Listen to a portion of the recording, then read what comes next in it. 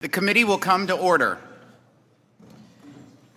As a key leader in the Trump administration and the Make America Healthy Again movement, you've given a voice to the reality that Americans do not believe that the healthcare status quo works for them. Despite spending $5.3 trillion annually on healthcare, more than 6 in 10 Americans have at least one chronic disease. That has cost us dearly in terms of our health, quality of life, as well as taxpayer dollars. On behalf of the millions of Americans who are demanding better from our health and food systems, and for using HHS as a platform to make America healthy again, our health system is full of misaligned incentives, the most glaring being that reimbursement is concentrated to patients who are already sick and does too little to help Americans stay healthy. Just this week, we held a field hearing in Florida on preventive care, where we heard from local medical professionals who, because they are at the forefront of modern medicine, help their patients get back to the basics of a healthy life: nutrition, wellness, exercise, and preventative medicine. It was clear from witness testimony that the movement that you help lead has begun putting lots of thought into how we realign health incentives in support of this goal. It is not just lifestyle choices undermining the health of the American people. Industry consolidation, with huge companies swallowing up various parts of the healthcare system, has helped pad the bottom line of big corporations while doing little to support the health or well-being of working-class Americans. 16 years after Democrats promised Obamacare would be the silver bullet for lowering prices, healthcare cost and insurance company profits have never been higher. That's why the Ways and Means Committee is focused on addressing consolidation and vertical integration in the healthcare industry to expand access and lower cost.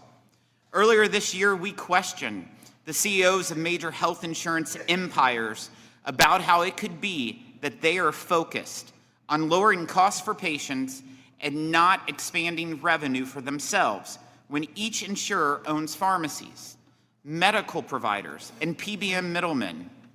It would not surprise you to know they did not have good answers. Soon, we will have the same conversation with large hospital systems that have driven up prices without expanding access to care. That lack of access is especially important for the 60 million rural Americans who have higher rates of chronic diseases and have 43% higher mortality rates than urban Americans. We also need to do more to protect access to rural health care. I want to thank you for distributing the first installment of funds to states from the $50 billion Rural Health Transformation Program that Republicans enacted in the Working Families Tax Cuts. Rural communities in my home state of Missouri are thrilled to have this program to protect access to care and expand the quality of services offered to patients. I'd ask that you and your department work with Congress to continue stewardship and oversight of those critical funds to transform how healthcare services are delivered to rural Americans. And I hope we can find ways to work together to meaningfully reverse the incentives in healthcare that make it profitable to consolidate access at the expense of rural communities. Another critical priority of your administration is the First Lady's Fostering the Future program. Mrs. Trump joined the Ways and Means Committee yesterday in this very room for a special roundtable featuring 2 foster youth who shared their stories and highlighted the importance of this initiative to help more foster youth live a life of their own choosing.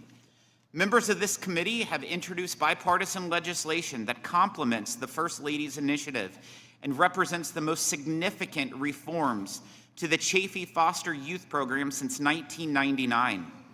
We look forward to your partnership in turning these policies into law and then implementing them. We also need to work together to address fraud in our healthcare system. Every dollar stolen by fraudsters, illegal immigrants, and criminals is one less dollar that benefits the American people. including the $60 billion lost in waste, fraud, and abuse in Medicare alone. We must hold the criminals who steal billions from the American people accountable. One has to look no further than the alleged $3.5 billion of Medicare hospice fraud in LA County alone to know that this is a massive scandal that is waiting to be uncovered. I applaud your work and to help uncover numerous outrageous examples of fraud and look forward to providing you and the department the tools you need to root it out. I'm glad that the Trump administration is taking proactive steps to lower healthcare costs and expand access to rural communities. And the President's new anti-fraud task force is so important for identifying and prosecuting criminals. I look forward to discussing these issues and others today, and I'm pleased to recognize the Ranking Member Neal for his opening statement. Thank you, Mr. Chairman. Mr. Secretary, welcome. We share a heritage as sons of the Commonwealth. I was in that audience the day before the presidential election in 1960 as Senator Jack Kennedy finished his campaign in Waterbury, Connecticut, in Springfield, Massachusetts, and that night in Boston, Massachusetts. 24 hours later, he was the president-elect. The joy in our home can hardly be calculated in just comments like this. Stayed up all night for that result. We watched him declare victory the next day, and we were delighted. I passed out pamphlets for your dad when he ran for president in 1968. I was a delegate for Teddy in 1980 when he ran, and I ran his campaigns in Western Massachusetts. Great friends with your brother Joe, your nephew Joe, and your cousin Patrick. Together, with witness 2 days ago, when 5 governors of Massachusetts, Maura Healey, Mitt Romney, Bill Weld, Mike Dukakis, and Deval Patrick all gathered to celebrate the signing of what we believe to be the antecedents of the Affordable Care Act. All very capable people, regardless of party. We built in Massachusetts a mecca of healthcare for the world. We're proud of it. It's the gold standard. It has drawn investment. 2 days ago, Spain announced another $200 million that they would invest in our hospitals because they are destinations for the world. Our success has been beyond our wildest hope. Boston is the center of healthcare innovation in the world. CDC, NIH, Kendall Square, a fact, the highest concentration of research and development in the world in about an 8-block area. Our colleges, our hospitals, our nurses, our professionals, our advocates, all are extremely proud of what we did regardless of political party, and we don't want to see it dismantled. And by the way, as a footnote, Mr. Secretary, we also like Dunkin' Donuts coffee. We watch daily as the threats to this healthcare system that we have constructed, whether it's talking about measles and vaccinations, we remember what it was like before Dr. Salk's polio vaccine. My mom, who was a devotee of the Kennedy family, she said the way we prevented polio in the 50s was to stay out of fresh water in August. Let me say this, nothing has changed about the science of vaccines. We need people not to be preyed upon by demagoguery, and there should not be a politicization of these very issues. Let me go to some of the contradictions that the administration has made as we talk about budgeting. $1 trillion cuts from our healthcare system, putting 440 hospitals at risk so that we can have a tax cut for the wealthiest among us, and that's based on tax distribution tables. That's not made up at this moment. Baseless claims about Tylenol and autism, this damage could be catastrophic. The administration's agenda includes obstacles to better health care. Costs are sky high, but that has much to do right now with a lot of issues, including tariffs in Iran. We want to push healthy eating for everybody, and I've not met any candidate anywhere who ever said, vote for me, I'm for more fraud. That doesn't happen. We want a fair and balanced approach to looking at it. A proposed cut of 12.5% to HHS. Let me remind all in this room. And you're going to be familiar with this name, Mr. Secretary, Silvio Conti. He was the Republican member of Congress in the district next to mine. He was the author of the LIHEAP program, and it has worked beyond any objective measurement that we believed at the time. He wanted to make sure that people had an opportunity in the climate of New England to heat their homes during the winter. 159,000 families in Massachusetts relied upon LIHEAP last year. Attacking child care providers and delaying their payments means more parents will choose between the child care and their paycheck. Families see through podcasts and campaigns. 60% of the American family worries right now about affording health care. We should be fixing and repairing the parts of the health care system that we want to improve for all members of the American family. We should not be offering just to deflect blame. We should be pointing out this achievement. People should not have to choose between medicine and child care. We delivered historic relief with Medicare negotiations. We capped out-of-pocket costs and we lowered premiums. We need to come to the aid of the American family at this very difficult time. Republicans need to understand that Americans deserve a fair shake.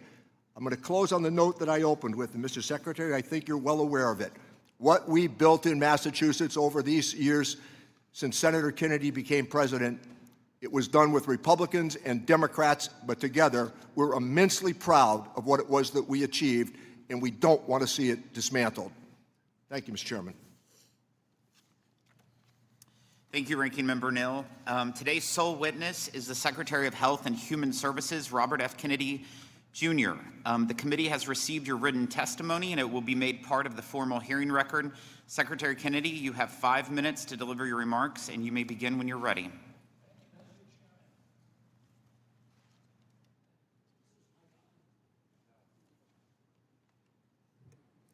Now? All right. Thank you, Mr. Chairman, Ranking Member Neal. Members of the committee, thank you for the opportunity to appear before you today to discuss the President's fiscal year 2027 budget request. We stand at a generational turning point. Our children are the sickest generation in modern history, and decades of failed policy, captured agencies, and profit-driven systems have caused it. Parents across the country demanded change, and we are delivering it. We are ending the era of federal policies that fueled the chronic disease epidemic and replacing them with policies that put the health of Americans first. President Trump and I are challenging the status quo and the institutions that defend it as we work to make America healthy again. In just 15 months, HHS has delivered historic wins. We negotiated most favored nation drug prices with 16 of the largest pharmaceutical companies, so Americans no longer pay more than other people in wealthy countries for the same medications. We're bringing real transparency to healthcare pricing so patients know the cost of care before they receive it. I use the full convening power of the federal government to bring health insurance CEOs to the table to reform prior authorization. We are cutting red tape, speeding decisions, and demanding transparency. We are also cracking down on waste, fraud, and abuse. This year, HHS and USDA issued new dietary guidelines that put real whole food at the center of the American plate. We flipped the food pyramid upside down and sent a clear message to the American people: eat real food. HHS has also opened the door to partnerships with industry, trade associations, nonprofits, and advocacy organizations. More than 50 medical schools have committed to expand nutrition education from an average of just 2 hours to 40 hours. Food manufacturers are stepping up too. More than 40% of the food industry is committed to phase out petroleum-based dyes by year end, and many have already eliminated them. In conjunction with these efforts, FDA approved 6 natural food colorings derived from fruits and vegetables. Though President Trump's Great American Recovery Initiative, HHS is matching compassion with action to help Americans break the cycle of addiction. At HHS, we are prioritizing patients with ultra-rare diseases and their families and driving faster access to life-saving treatments. We're restoring gold standard science and integrity across the agency. We're protecting children from sex-rejecting procedures that expose them to irreversible harm. We're eliminating outdated and misleading warning labels on hormone therapies used to treat women during menopause. We're strengthening oversight of organ procurement. We're implementing Operation Stork Speed to ensure the safety and quality of infant formula. We're applying the same focus and urgency, as you mentioned, to rural America. The Rural Health Transformation Fund delivers the largest investment in rural health in our nation's history, $50 billion over 5 years to strengthen hospitals and ensure Americans can access the care they need no matter where they live. Members of Congress on both sides of the aisle have made rural health a clear priority in their conversations with me, because every state is feeling the strain of hospital closures, workforce shortages, and gaps in access. HHS announced more than $135 million investment this month to expand rural residency programs and nutrition services. The data is clear. When physicians train in rural communities, they're more likely to practice there. The president's budget puts all these priorities in action. It invests in prevention because preventing disease costs less and delivers better outcomes than treating it. As my uncle, President John F. Kennedy, said, progress is a nice word, but change is its motivator, and change has its enemies. We see those forces clearly: entrenched interests, defenders of a failing status quo, and institutions that put profits ahead of the American people. That resistance underscores the urgency of this moment. We can reverse the chronic disease, improve public health, and lower costs. I stand ready to work with this committee and Congress to seize this opportunity, to implement and codify lasting generational reform in American health care. For our country, for our children, and for the health of the American people, together we can make America healthy again. Thank you very much. Thank you. Without objection, each member will be recognized for 4 minutes to accommodate the Secretary's time. As always, we want to ensure that all members have an opportunity to ask questions of the Secretary. We'll now proceed to the question and answer session. Start with Mr. Buchanan. Thank you, Mr. Chairman, and I want to thank Secretary Kennedy and your leadership. It's been incredible in my mindset. The U.S. is spending $5.3 trillion on health care and getting sicker as a nation. 6 in 10 Americans, 95%, in terms of Medicare beneficiaries, have at least one chronic disease. Roughly half of the adult population is projected to be obese by the end of this decade.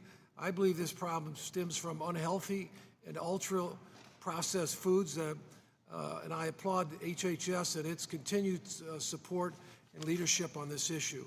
We must prioritize prevention as the key to reversing trends in heart disease, obesity, and diabetics. I believe the best way to do that is bend the cost curve, is by making sure that people don't get sick in the first place. I like to say to people who are, you need to be the CEO, I read it, of your own health, and I think that's critical. Mr. Secretary, I appreciate our strong partnership in advancing the health of this country. I look forward to continuing to work together to support a healthcare system that values prevention, not reaction. One couple of questions I've got. Together, we've accomplished so many things to support health and prevention. For example, we've worked on new food pyramid, is real food, cutting the ultra-processed foods. We're also brought back the presidential fitness guides, which I'm excited about. And I guess in terms of what some of the things that we've done, what do you think we could be doing more of in that space in terms of diet and exercise?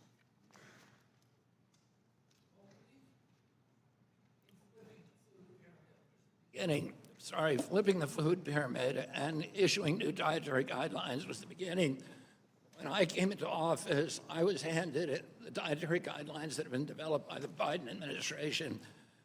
They were 453 pages long. They were incomprehensible. They were written by food industry lobbyists, and they reflected the mercantile impulses that had driven Fruit Loops to the top of the food pyramid. Fruit Loops isn't even a food, it's just poison.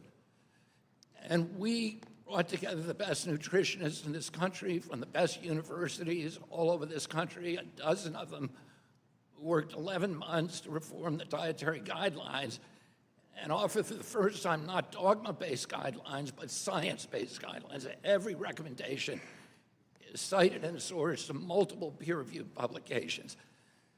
That's the beginning.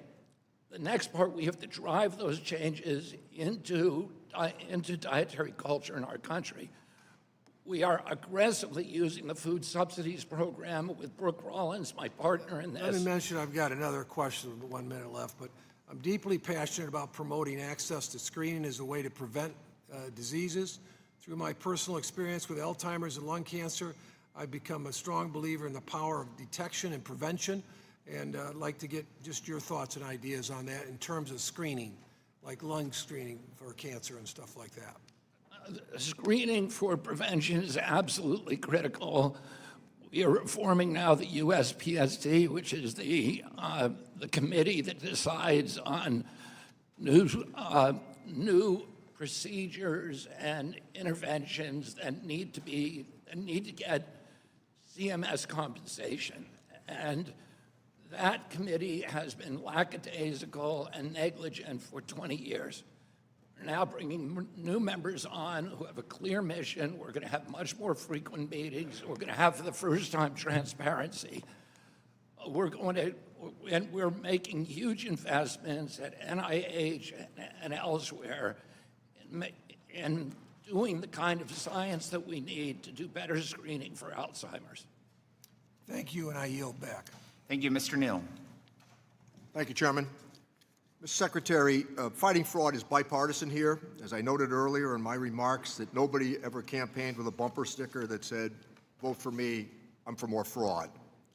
So fighting fraud certainly has considerable support across this Congress, and nothing makes me or you or others in this room madder than those who might rip off Medicare. So I think those who commit fraud ought to be held accountable. So let's talk about Lawrence Duran. He perpetrated what at the time was the largest therapy issue-related Medicare fraud in history, hundreds of thousands of false claims. He was sentenced to 50 years in prison, and he and other collaborators were ordered to pay back $87 million in restitution. His sentence was commuted by the president. Did the president consult you as we pursue this fraud? I don't know anything about that case. Fair enough. Congressman, I can say this. This has not been, although it's a bipartisan issue and there's bipartisan passion for this issue, the application, the implementation of anti-fraud has not been bipartisan. So let me go to the next one, Mr. Secretary. How about Joseph Schwartz? He pled guilty last year to bilking taxpayers out of more than $38 million, paid himself millions of dollars along the way. His negligence as it related to nursing homes is well known to all of us. President Trump pardoned Mr. Schwartz. I'm assuming he didn't consult you on that either. If we're going to talk about fraud, it's not the people just at the lower end of the economic scale. If we're going to pursue fraudsters, it's not just the people who might make simple, honest mistakes that could be corrected. It's the people at the top that help to perpetuate this fraud. And the administration's position seems to be that it's only the recipients and not the providers that can commit fraud. We are not defending fraud. We're not cheering for it. We're not excusing it. But there needs to be an even-handed approach, including not passing out pardons to people that might be supporters of the administration. So let me, on a nice note, thank your staff here in front of all for helping me out recently, or helping my constituents out, on an issue that related to daycare.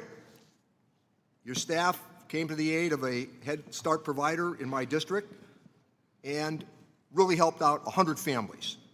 The problem is that we don't want that to be something that can be completed by senior members of the Ways and Means Committee coupled with a group of administrators who know the problem and have come to the assistance of those who need it.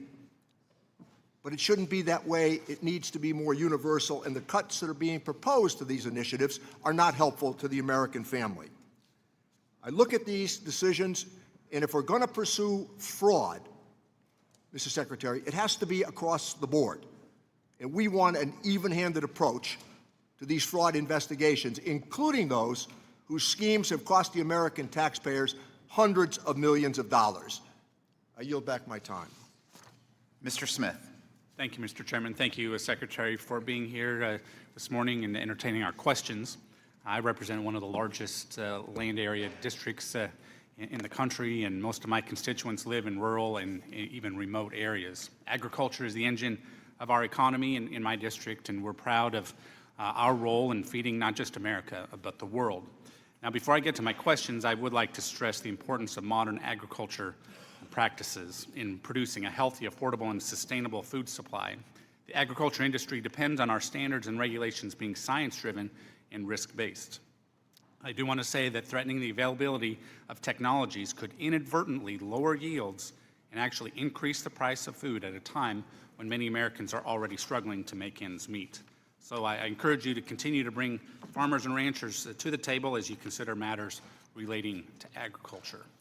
Moving on, I do want to talk about rural health. You mentioned the Rural Health Transformation Program. I think that means a lot to so many of our constituents, our communities, our states. The RHT programs notice a funding opportunity to recognize the important role of pharmacists in meeting rural communities' health needs. I believe that pharmacists are an underutilized part of our health system. Nearly 9 in 10 Americans live within 5 miles of a pharmacy, making pharmacists among the most accessible health professionals. Because of the broad accessibility, I think there is more we should do to empower pharmacists to help meet rural health needs. That's why I introduced a bill we call ECAPS that would improve access to care for seniors across America by providing Medicare coverage of pharmacist-administered tests and treatment for common illnesses like COVID, flu, and strep. By allowing pharmacists to test and treat seniors for common illnesses, we can make these services more accessible and reduce pressure on emergency departments. I do want to ask, what is your approach to improving access to healthcare services for Americans who live in rural and remote areas, and what can we do to ensure Americans in rural areas aren't left behind in our healthcare system? I mean, last week I went to Arizona to announce an unprecedented $125 million investment in community health centers, which are serving 39 million Americans, mainly in rural areas around the country, to improve nutrition and also retention of their workforce, which is one of the reasons that so many of our rural health programs, so many parts of it are failing today. We've seen closures of 120 rural hospitals since 2010. It is a crisis when these hospitals close. It doesn't just deny access to health care. Those hospitals are economic drivers for their community. They're the highest paid jobs. They're oftentimes the biggest employer. For that reason, President Trump made the biggest investment in rural health care in American history, a $50 billion Rural Health Transformation Fund. Right now, Medicaid gives about 7% of its money to rural hospitals, and it's about $20 million a year. Well, we're increasing the flow of federal dollars to rural community health care, an extra $10 million a year. So that's a 50% rise over the next 5 years, and it's going to give those hospitals the ability to upgrade their infrastructure, to install telehealth, to move to AI, and to retain workers and do all the other things they need to achieve permanent stability. I appreciate that. And just in closing, and I just want to note, moving to CMMI, the Center for Innovation, I appreciate its intent. I do believe it lacks some transparency, and especially when CBO found CMMI's activities increased direct spending by $5.4 billion. So my time has expired, but I would encourage you to take a look at that so that we can make sure that innovation drives cost savings and better outcomes rather than just driving more spending and not positive results. Thank you. CMMI has been disastrously mismanaged in the past. We are changing that. We're making it a center for innovation that Congress intended it to be. Thank you. Mr. Doggett. Mr. Secretary, since waste, fraud, and abuse has been something of a watchword in this administration, I'm sure that you're familiar with the December 3rd Government Accountability Office response to a request by Chairman Smith which reported significant agent and broker fraud with the Affordable Care Act, including brokers signing up people who didn't even know they were signed up. As you're aware, last May, under your authority, CMS fully reinstated all 850 brokers and agents who had been suspended back in 2024 because of suspected ACA fraud. Can you guarantee to our committee today that every one of those suspected brokers and agents was thoroughly investigated and found to be innocent of any fraud, any wrongdoing, or criminal activity? I can tell you, Can you, sir? Yes or no?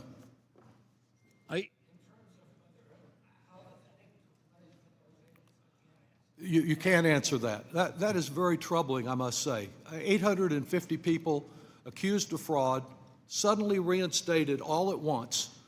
Do you know whether any of these suspected fraudsters who were reinstated so swiftly were subject to any additional oversight under your authority? Have there been guardrails that have been put in place to ensure those 850 agents don't continue to commit fraud? Congressman, I'm a lifelong Democrat, so I was shocked. I don't care your party affiliation. We're all against fraud.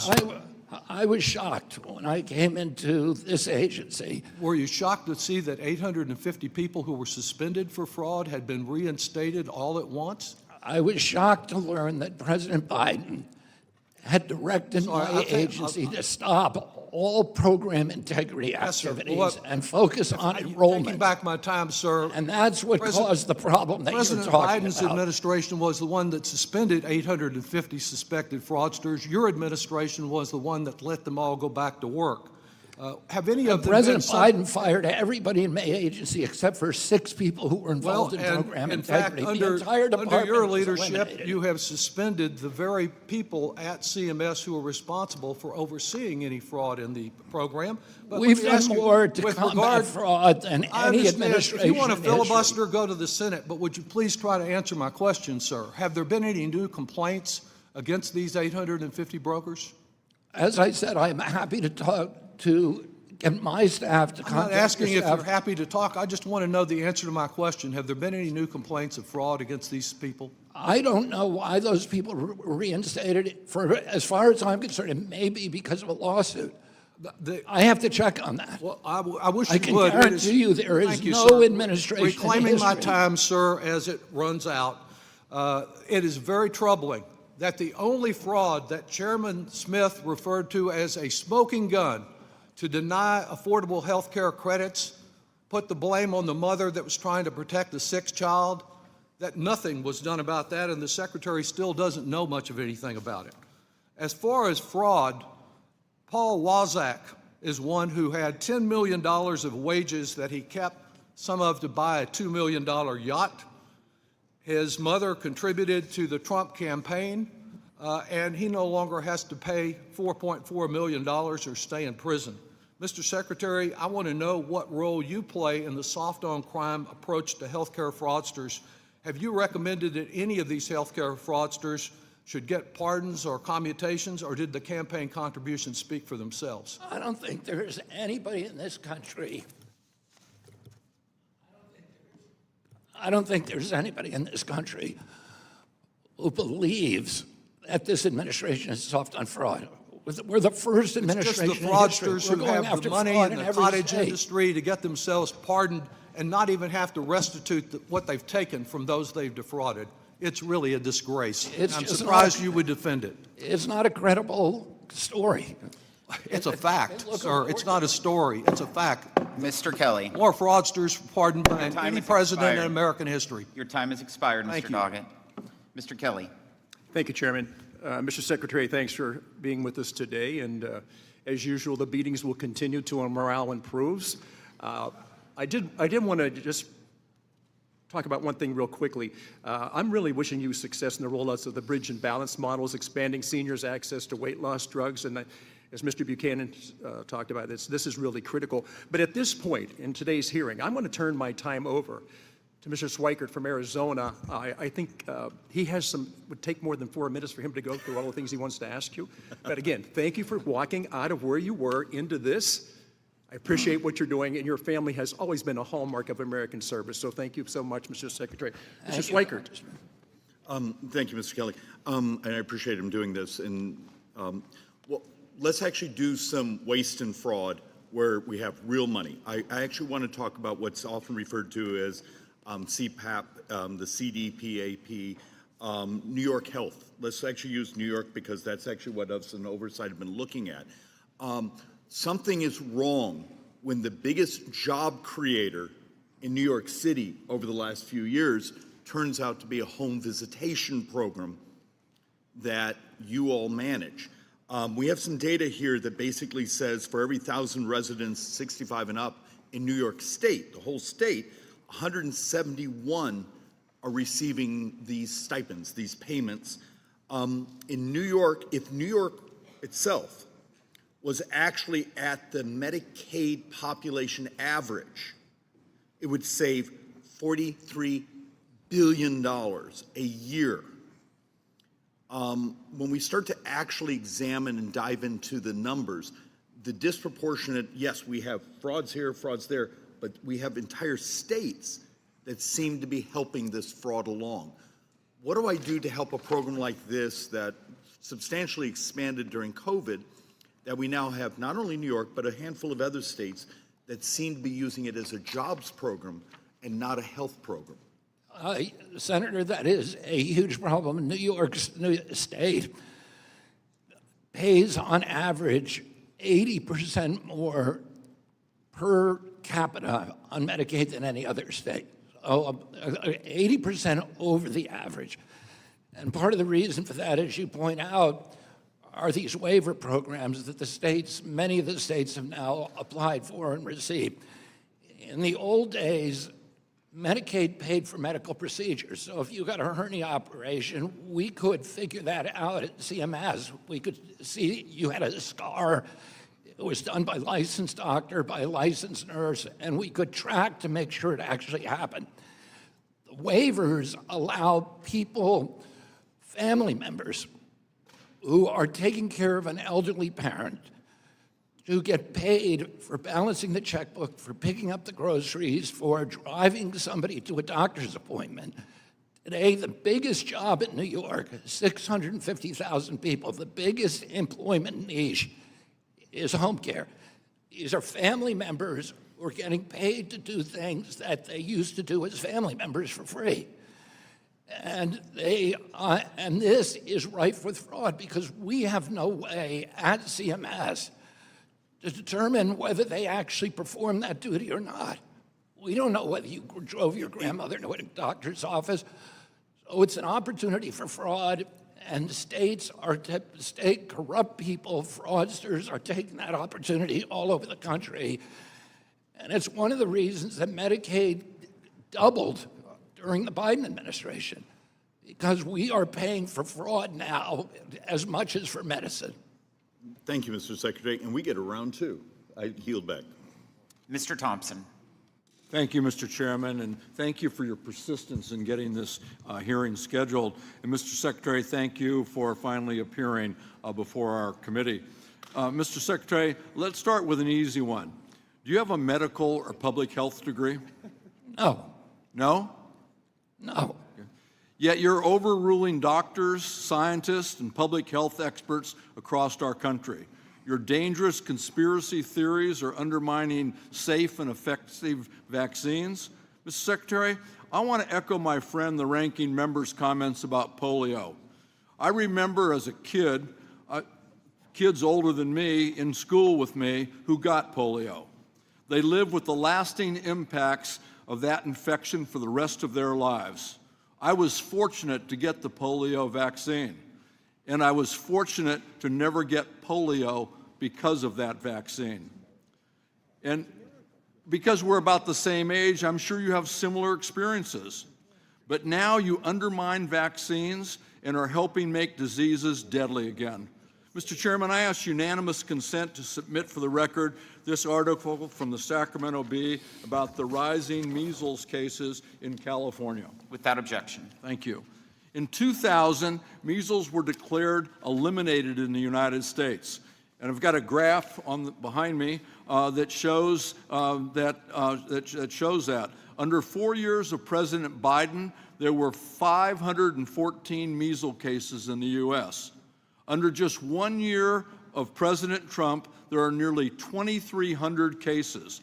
Mr. Secretary, kids have died because measles is running rampant under your watch, in large part because President Trump allowed your conspiracy theories to run our public health.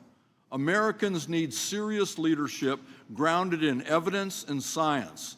Instead, we have you and this president elevating misinformation and undermining basic public health.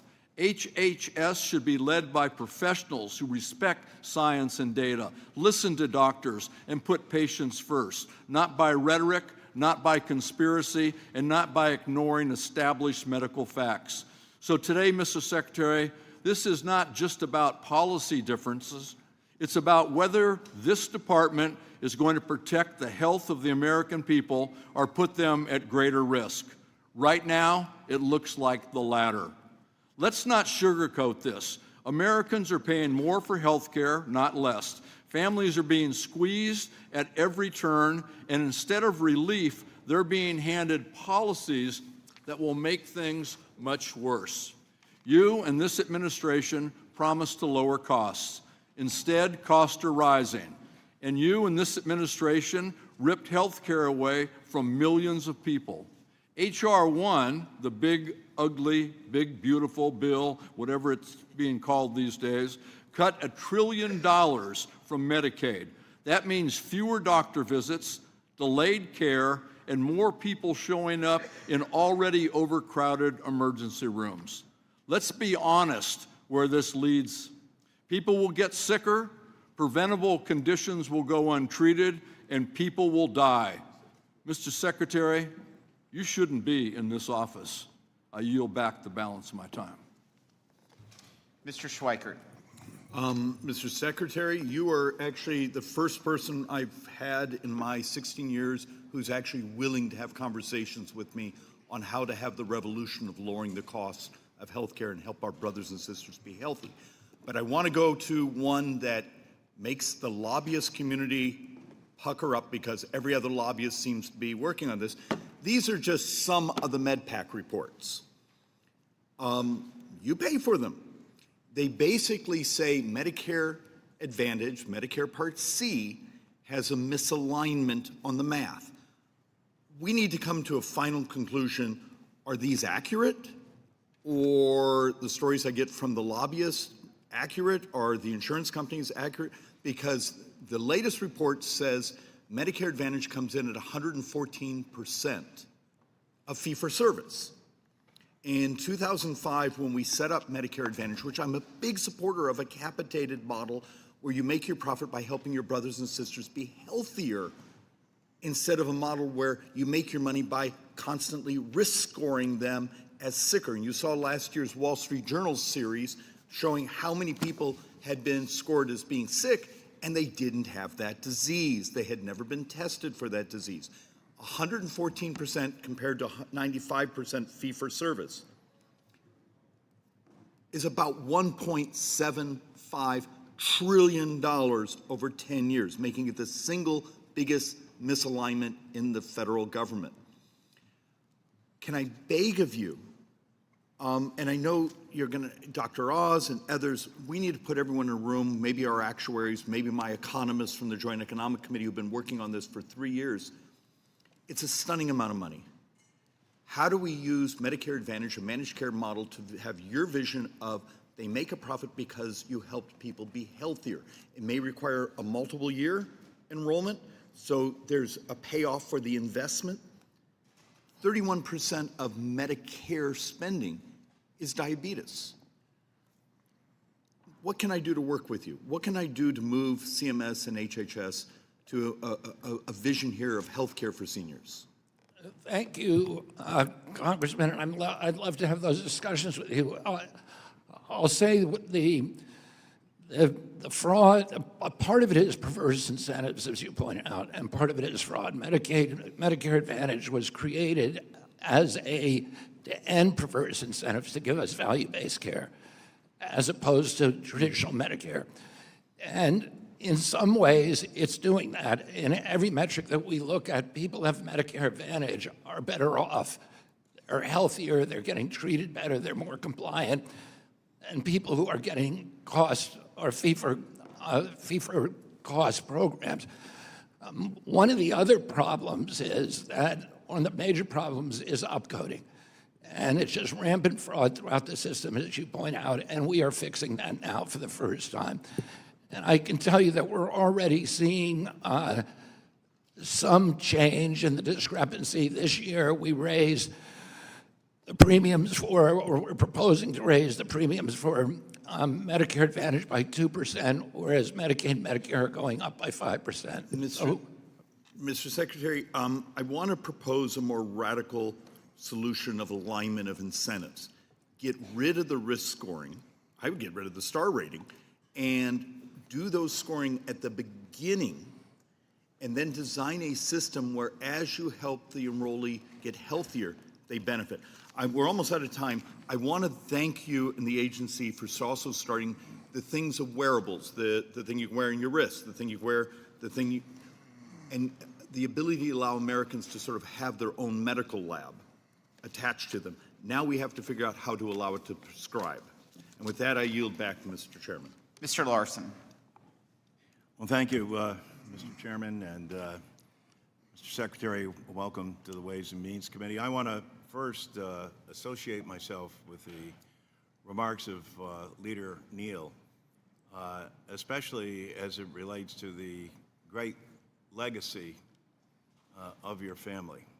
Thank you. There wasn't, on my paper route, there wasn't a house whose door I didn't knock on where there was a picture of Pope John the 23rd and John F. Kennedy.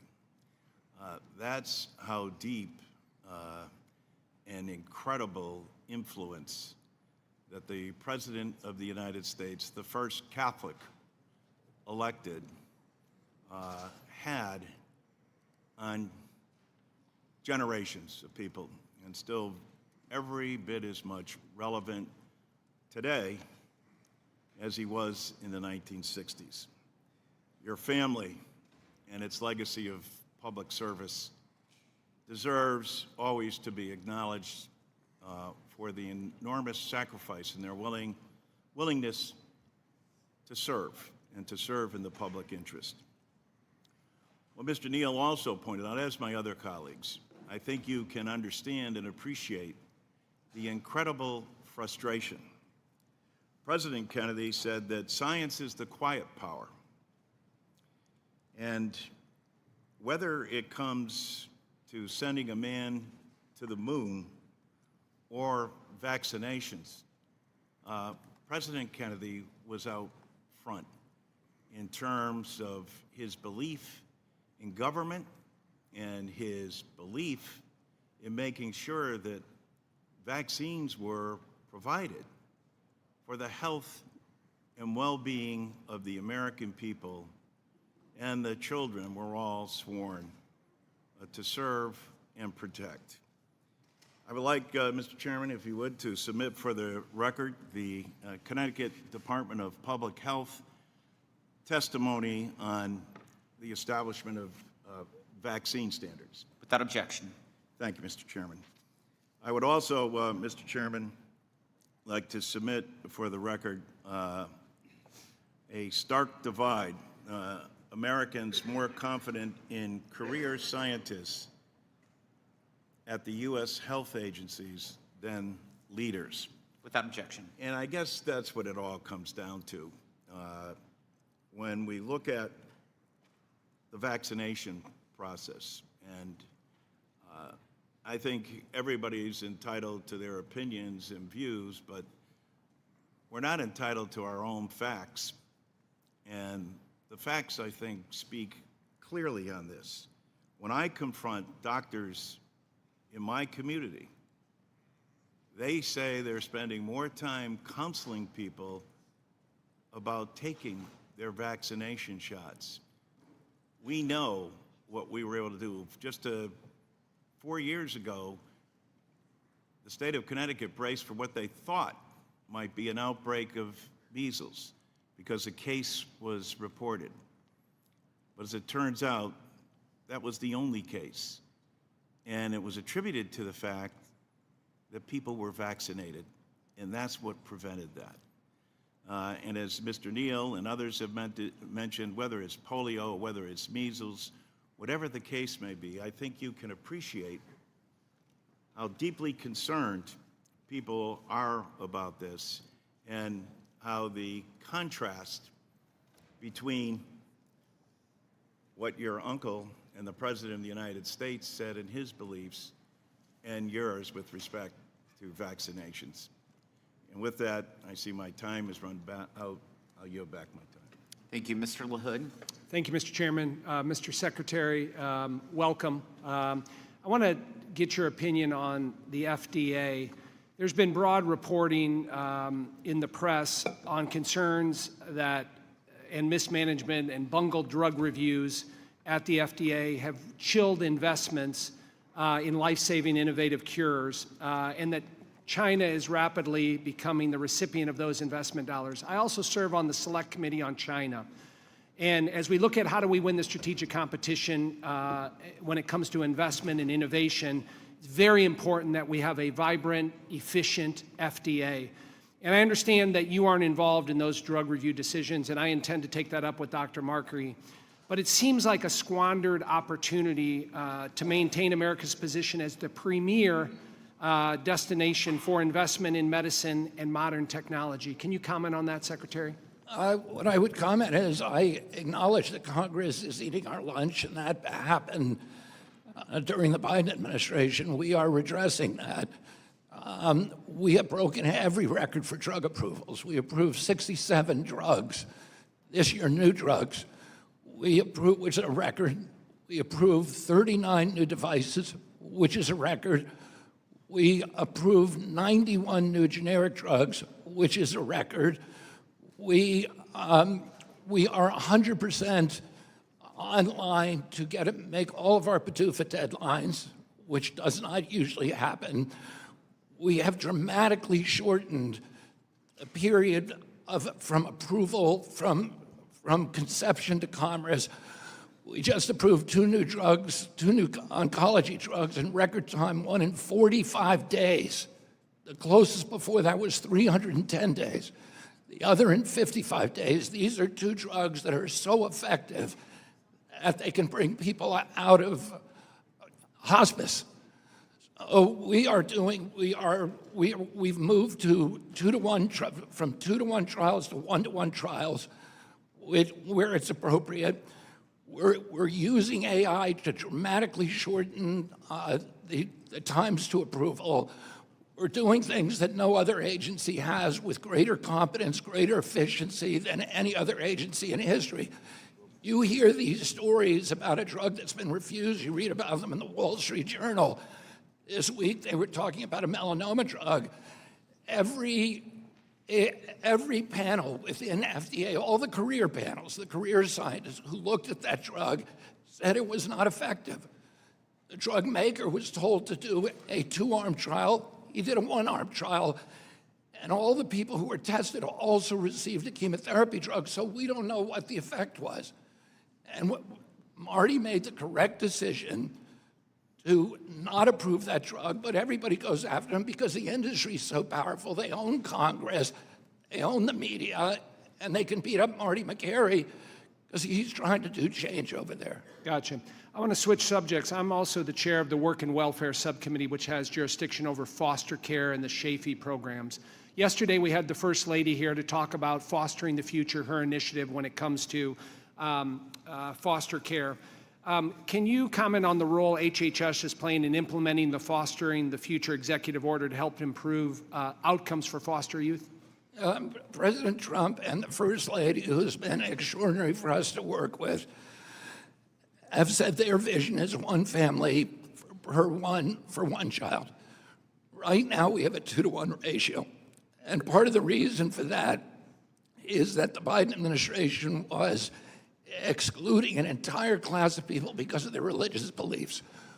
We are, and told the states to actually pass laws, instructed them to pass laws refusing families who had certain religious beliefs, mainly Christian religious beliefs, to not be allowed to have children. And that dramatically constricted the pool of available parents. We are changing that. We're also addressing one of the big issues, which is to allow children to stay with their families of origin. One of the biggest drivers of those separations is drug abuse. And we are aggressively going after these issues. And partially as a result of our work, the number of foster children has dropped from 425,000 to 325,000 because there's more kids who we're doing our early preventative services on and intervening early with parents who have drug addiction problems. Thank you, Mr. All right. Secretary. I yield back. Mr. Davis. Thank you, Mr. Chairman. Secretary Kennedy, thank you, and I too share the admiration of your family's legacy and contributions to the development of this nation. In my district in Chicago, though, child care can be hard to find. And when parents can't find child care, they can't go to work. Last week, President Trump said, and I quote, "The United States can't take care of daycare because we're fighting wars and need to spend our money on those." Do you agree with President Trump that we should cut child care to pay for his war in Iran? I don't think that that's what President Trump meant, Congressman, and I appreciate you very much for actually giving me an opportunity to answer your question, which none of your colleagues have done. They've all shut me up, and they've talked about science, but science is about debate. They give a little speech that they can go and market, for fundraising, and then they don't allow me to answer the question, and I deeply appreciate the respect that you've shown.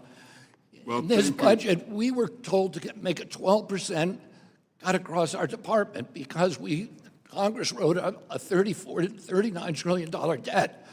We're now having to tighten our belt.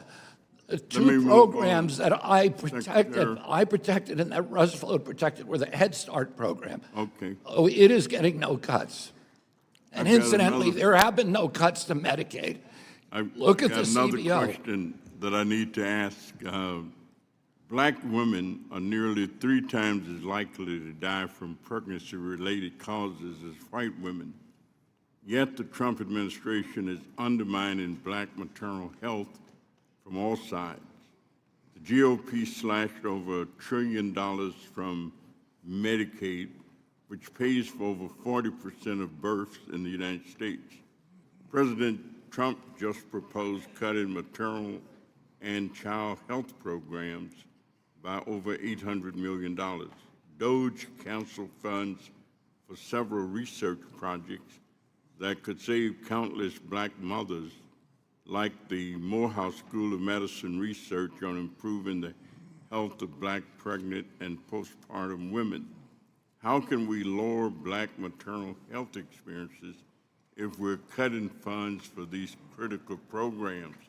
And the administration says that you can't consider race or ethnicity in healthcare. We are this administration, under my leadership and President Trump's leadership, is doing more to advance maternal health than any other administration in history. There was tremendous duplication of departments. We had 42 different maternal health services in our department, and we cut some of those and consolidated them. Right now, we are investing huge amounts of money in maternal health. We serve 59 million American mothers. Our perinatal program, which is a groundbreaking program, we're now in 220 hospitals, Well, thank you. Let me has reduced maternal mortality in those hospitals by 42%. My time Nobody's is done going that in to- history. My time is going to expire, but let me ask you, the community health centers are excellent stewards for the 340B program, and they've done a great job with them. Now they're burdened with a new model and reporting requirements. Would you consider exempting the health centers from that model of rebate, all of the reporting things that are making it difficult? I'm happy to talk to you about that. I can say that we are increasing the budget for community health services centers in this country in this budget, where everything else is getting cut, because we understand that they do a better job at treating their patients, and particularly patients in poor community, than any other system in our country. And I just gave another $143 million to them last week, in addition to the proposed increase in their budget that are in this proposed budget. Thank you, Mr. Chairman. Now you're back. Thank you. Mr. Estes. Thank you, Mr. Chairman, and thank you, Secretary Kennedy, for being here today. You know, I want to start by commending the Department of Health and Human Services for establishing the MAHA Commission and Administration for a Healthy America to fight chronic disease and promote healthy living for all Americans. As mentioned earlier, the statistics are staggering that 6 in 10 Americans have at least one chronic disease, and that 90% of our healthcare spending is dedicated to fighting these conditions. We've got to look at ways to reverse this trend and focus on how do we improve wellness. We're strongly supportive of a pivot away from this reactionary sick care towards the preventive maintenance and strategic alignments for particularly rural health. We also need to recognize the importance of patients' access to quality care and availability of providers.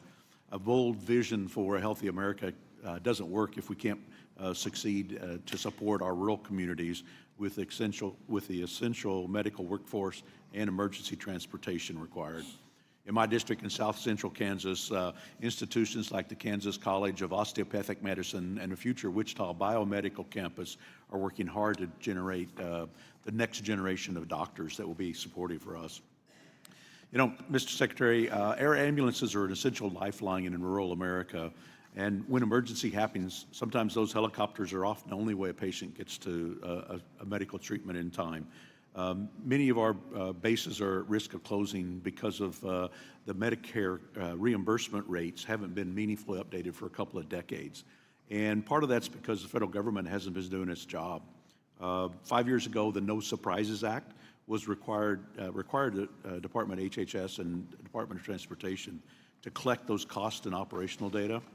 And to date, those rules haven't been finalized. And I wanted to just ask, you know, how can we work together? How can we get HHS and Department of Transportation to work to update? I am happy to work with you on that. I can tell you that the No Surprises Act was passed with the best intentions, and it was a great law, but it was not implemented by the Biden administration.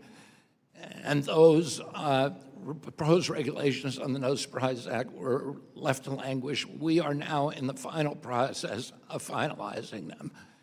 And I'm happy to work with your office to talk about the air ambulance problem. And these are huge. This is a huge issue, particularly in Alaska. So I hear from them all the time about the same issue. And we've also found a lot of fraud in that area, so we need the kind of audits that you're talking about and then the kind of information that you're talking about. We're really interested in that, and I look forward to working with you on it. Great. Well, thank you. And, you know, one of the things we're also concerned about is the real threat of retirement of so many providers in the physician workforce. And, you know, as we look particularly of how that's going to impact patients, particularly in rural communities. Many of the communities lack specialists, and particularly with the number of physicians at an older age in our rural communities. And we're seeing now more patients are approximately seeing 50% more specialists than in the year 2000. And so I wanted to see if there's things that you're doing in the administration to help ensure that our rural patients can get access to some of these specialty care. I think one of the most important things that we've done to address that very, very grave problem is the site neutrality rules, which we have recently finalized, and that will end the disparity between what's paid to rural providers and what's paid to urban providers, and hopefully dampen the appetite for consolidations, which are destroying rural economies and rural health care, and allow them to get a living wage, which they don't have right now. Right. Well, thank you. Thank you for all your hard work. I yield back. Ms. Sanchez. Thank you, Secretary Kennedy. We appreciate your appearance here today. To win the support of skeptical senators during your confirmation hearings, you claimed, and I'm quoting here, "I support vaccines. I support the childhood vaccine schedule." I was skeptical about those comments because prior to your nomination, you espoused numerous disproven theories that childhood vaccines, including the measles vaccines, were linked to autism, death, and other adverse effects. Not surprisingly, we were right to be skeptical of your promise to support the childhood vaccine schedule because at your direction, the CDC removed its universal vaccine recommendations for children, covering 7 immunizations, including things like flu, COVID, hepatitis A, hepatitis V, and rotavirus. On Fox News last year, you stated, and I'm quoting you again here, "There are adverse effects from the vaccine. It does cause deaths every year. It causes all the illnesses that measles itself causes."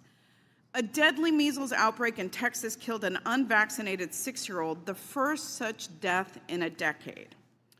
So simple yes or no question. It's not that we don't want to let you answer, it's that we all have limited time, and you have plenty of time to answer questions, and you had plenty of time to give testimony at the beginning. So simple yes or no answer will do here. Do you agree with the majority of doctors that the measles vaccine could have saved that child's life in Texas? It's possible, certainly. Okay, thank you. I want to look at some very important data. In 2024, under the Biden administration, which apparently seems to be responsible for every ill in the world, in 2024, under the Biden administration, there were 258 cases of measles. And in 2025, under your leadership at HHS, it ballooned to over 2,000. That's a 675% increase. And we are now on track to surpass that this year with over 1,600 confirmed cases in just 3.5 months. If we project those numbers out for all of 2026, we can expect a whopping 6,400 cases of measles. That's a 2,380% increase in a preventable disease. CDC data also shows that about 80% of children who died from flu this season were not vaccinated.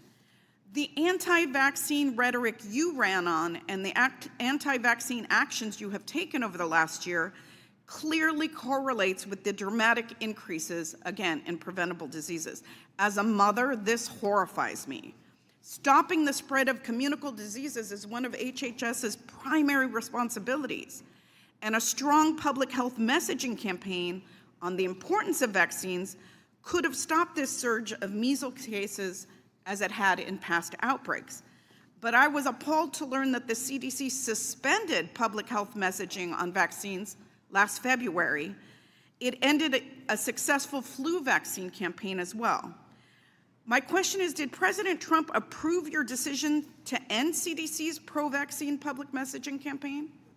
You've got a lot of misinformation there, first of all. No, I'm asking you a question. I Let me appreciate a respond response to the misstatements that you've made. No, you have other opportunities. I have limited time. I only have, Please you're answer my the question. only opportunity I have to Did President Trump respond. approve your decision to end CDC's pro-vaccine public messaging campaign? Allow me to respond to a lot of the misinformation. No, that answer you my just- question, please, sir. I have limited time.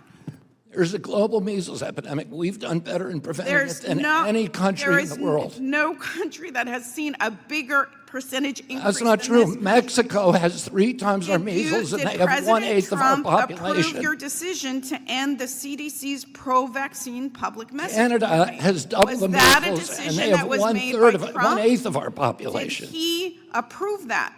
We've And done better at preventing measles than any country in the world. Did that President has- Trump approve your decision to end the CDC's pro-vaccine public messaging campaign? We've done better at preventing That's measles. not answering my question, and ending sir. the epidemic That is than not any answering my country question. And I in the think you don't world. want to answer the question because I think you know I want to respond that to you your are making misinformation. terrible decisions that impact very, very real lives, especially the lives of children. Now, one thing that I find incredible is that you suspended this pro-vaccine messaging campaign, but somehow you're spending taxpayer dollars to drink milk shirtless in a hot tub with Kid Rock And somehow you think that's a better public health message Your time is than expired informing by a the minute. public about the importance of vaccines? Gentlelady's Really? time is expired. Really? I yield back. You don't have anything to yield. Mr. Smucker. Thank you, Mr. Chairman. Thank you, Secretary, for being here today. I'd like to first thank you for your work. Thank you for your willingness to do this. Thank you for your courage, because taking on entrenched systems does take real courage, and I think future generations will thank you for the work that you're doing today. I want to talk just two quick things. You've spoken extensively about the role of diet in preventing chronic disease, and I have two specific policies, bills that I'm working on that we've talked with the department about, but I'd love to get your public comments about them today. The first is food as medicine interventions, like produce prescriptions, medically tailored meals, which there's growing evidence that they can really improve outcomes for patients with chronic disease. So I think there's a role for these approaches in federal health programs. And of course, you know, CMMI is created specifically to test new healthcare delivery models that improve outcomes, lower costs. And I appreciate that under your leadership, CMMI has started to prioritize prevention-focused models. So I've been working on and plan to introduce actually this afternoon a bipartisan bill that would test a bundled payment that provides certain chronically ill patients with a comprehensive package, access to healthy produce, nutrition counseling, remote monitoring, with the goal of preventing disease progression and reducing avoidable healthcare costs. Just like to get your reaction to that, and love to have the continued support of the department for a policy like this. I mean, we have the highest chronic disease burden in the world. The Congressman was talking about the deaths from infectious disease, which are a couple of thousand a year. 90% of the people who die, the 3 million people who die in this country, die of chronic disease, and nobody's paying attention to this. And all of these members have ignored this for as long as they've been in office. This is the real threat to American health. In fact, during COVID, we had the highest death rate of any country in the world. And when you ask CDC, why is that true? They say, well, it's because we're the sickest population. The average American who died from COVID had 3.8 chronic disease. Well, what was killing them, COVID or the chronic disease? You have to understand chronic disease, infectious disease has a very hard time killing a healthy person. It kills people with chronic disease. And I'm looking forward to, you know, up to 70% of type 2 diabetes can be reversed, and people can even lose the diagnosis simply by changing their diet. Yep. Well, thank you. I do want to bring up one additional piece of legislation that we're working on. You know, food manufacturers are moving in the right direction due to your leadership on reducing additives, reformulated products, responding to consumer demand for healthier options. There's still a gap, though, in what's in the generally recognized as safe or GRAS pathway, where companies can self-determine a substance is safe. They determine that themselves, often relying on their own expert panels, with limited transparency into potential conflicts of interest or underlying data. So that's another piece of legislation I'm working on. I think we should establish clear standards for self-GRAS panels, strengthen public confidence in our food supply. Just wanted to get your thoughts. Do you believe reforms like that are necessary? That's absolutely critical. We have finalized in my agency closing the GRAS loophole, and that regulation is now going through the interagency process. We're a little bit hobbled in what we can do, and Congress can do much more. So my office would love to work with your office on getting a much stronger bill, much stronger regulations. The GRAS loophole has been hijacked by the food industry. And because of that, we have 10,000 ingredients in our food. In Europe, they only have 400. Most of those have never been safety tested. We don't even have a list of them. We have no idea what they are.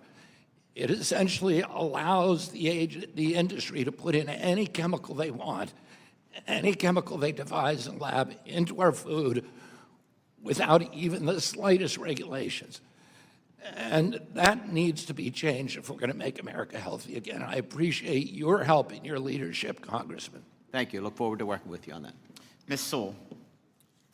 Mr. Secretary, you've made a number of outlandish and frankly disturbing comments both before and during your tenure as Secretary of Health and Human Services. I want to draw your attention to one of those times. In a 2024 podcast interview, you suggested that Black children on ADHD medication should be reparented. You said every Black kid is now just standardly put on Adderall, SSRI, benzos, which are known to induce violence, and that those children are going to have to go somewhere to get reparented. There is a lot to unpack in that comment. I know that you've already answered several of the questions I was going to ask, and so I'm just going to rephrase them. Mr. Secretary, you've already admitted that you are not board-certified physician, and you've already admitted that you did not go to medical school. Have you ever reparented, or parented, I should say, a Black child? I don't even know what that phrase means, and I doubt that I said it. Just a yes or no answer. I doubt that I said that phrase. You No, absolutely I'm not said going to answer something that I didn't say. You absolutely said it. Oh, I'd like to hear the recording. So to be Because clear, it doesn't sir, make any sense. I'm I gonna don't even know what reclaim it my time. means. I don't either. That's why I'm asking. And by the way, so to be of clear, you're not a 26 doctor, you have no medical degree, and you have no formal medical training. As and have- you have never as have- parented a as Black have child. 24 Yet you of the are 26 suggesting that HHS government- secretaries Mr. have not had Secretary, medical This is my degrees. time. And I say to the chairman, I want to reclaim my time. So you are not a doctor, have no formal medical training, and you've never parented a Black child, and yet you are suggesting that the federal government should take Black children away from their families and reparent them and send them off to some wellness farm instead of providing them with evidence-based You're just medical making care. stuff up. I am absolutely not making this up. Mr. Secretary, in your opinion, what factors should the federal government consider when reparenting a Black child who has been on ADHD or ADD? I don't even know what you're talking about, Congressman. I don't know what you're talking about. I don't know what reparenting even means. I don't either, but you said that. I did not say Mr. that. Secretary, for Black families in the United States, the issue of family separation is not new. Our nation has a long and painful history of separating Black children from their families. During slavery, Black children were taken from their parents and sold with no regard for their humanity. And after slavery, Black families continued to face forced separations through Jim Crow laws, discriminatory policing, and child welfare systems that too often assumed that Black parents were unfit. Even today, Black children are removed from their homes at higher rates than white children, not because of their greater harm, but because of longstanding bias and built-in institutionalism. For you to suggest that Black families are not capable of raising their own children is deeply offensive. Sir, you are the Secretary of Health and Human Services for the world's most powerful country, and your words matter. When you suggest that reparenting Black children, when you sow doubt about the safety of vaccines, and when you promote unproven statements that have no basis in science, you endanger the lives of everyone across this nation. Those children have parents, and to suggest that they have to be reparented is offensive. I never Secretary, suggested that. Your words matter. When those words are careless, communities pay the price. When your words are imprecise, they create confusion. And when your words are dismissive, they cause real harm. So you don't have the pleasure, because of your position, to speak first and think later. Not in this job and not because of your responsibility. I expect, and the American people expect, that you choose your words with sincereness and with seriousness, the seriousness that your position demands. American lives are at stake, and it's time that you start acting like it, sir. Thank you. Ms. Hearn. Mr. Hearn. Mr. Hearn. Thank you, Mr. Chairman. It's good to be with you today. Mr. Secretary, thank you so much for, sorry. It's good to have you here today. I really appreciate it. I want to use my time to bring an issue to your attention. Last month, a young man from Oklahoma, Jacob Toe, came to meet me in my office. He told me a story that stuck with me and one that can make a huge difference for children in our country. In 2024, Jacob was in the midst of a custody dispute for his 3-year-old son, Leonardo, or Leo as they called him. One day, Jacob got the call no parent ever wanted to receive. While Leo was in his mother's care, the young boy passed away. Jacob learned that Leo died from an accidental ingestion of fentanyl that was left within the reach of his mother's home. Jacob fought to figure out how this could possibly happen. In doing so, he learned that the drug screening panels used in the child welfare process did not test for fentanyl, which is not detected by standard drug panels. While talking to lawmakers back home, they, like me, were shocked that fentanyl was not already included in the child welfare drug screenings. I believe other states across the country do not realize this gap in care and safety exists. While grieving the death of his son, Jacob decided to get involved. He told his story all around the state of Oklahoma, urging lawmakers to correct this deadly gap in testing and keeping kids safe. Thanks to Jacob's effort, last month the Oklahoma State House of Representatives passed Leo's Law in honor of young Leo. This bill requires the Oklahoma Department of Human Services to include fentanyl testing in all child welfare drug screenings where fentanyl use is suspected. This is not an issue that is unique to Oklahoma. Other states, such as California, have followed suit and introduced similar legislation. I'm proud of my home state for leading this charge, and even prouder of this young man from Kellyville, Oklahoma, who has turned his unthinkable tragedy into successful advocacy efforts. I commend Jacob, but I know he cannot do this alone. We must do our part and help him ensure that no other child is harmed from fentanyl like his son Leo was. Secretary Kennedy, 2 things. Will you work with Congress to educate states about this ongoing issue and hopefully get them to introduce laws, and figure out how we can work together at the federal level to ensure all states are testing for fentanyl and child welfare drug screenings when necessary? I will work with your office on that. I think it's a wonderful objective. As you say, it's normally regulated by state law, but we can look at other options. It would be great to get everybody to do this. I'm sure children are dying across the country. Like I said, even California saw the need to do this and pass their own laws. Now, one other question before I go. Substance abuse is one of the leading factors for kids entering foster care, and in fiscal year 2024, more than 30% of children entered foster care due to substance abuse by their parents. Under your leadership, ACF has expanded access to drug treatment under the Title IV-E Child Welfare Program for parents as part of the Great American Recovery Initiative. What steps can Congress take to build on this administrative's emphasis on prevention services? Well, we've now funded as part of the Great American Recovery Plan a STOMP program. We're working with states, with law enforcement, with detoxes, with rehabs, and sober housing to bring together the treatment that has been fragmented and atomized in the past.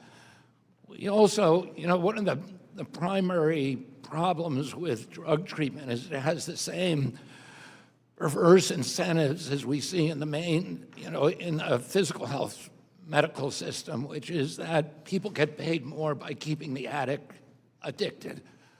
If you go to a rehab and you relapse, that's the best thing that'll happen to that rehab, because then you're coming back for a second bite.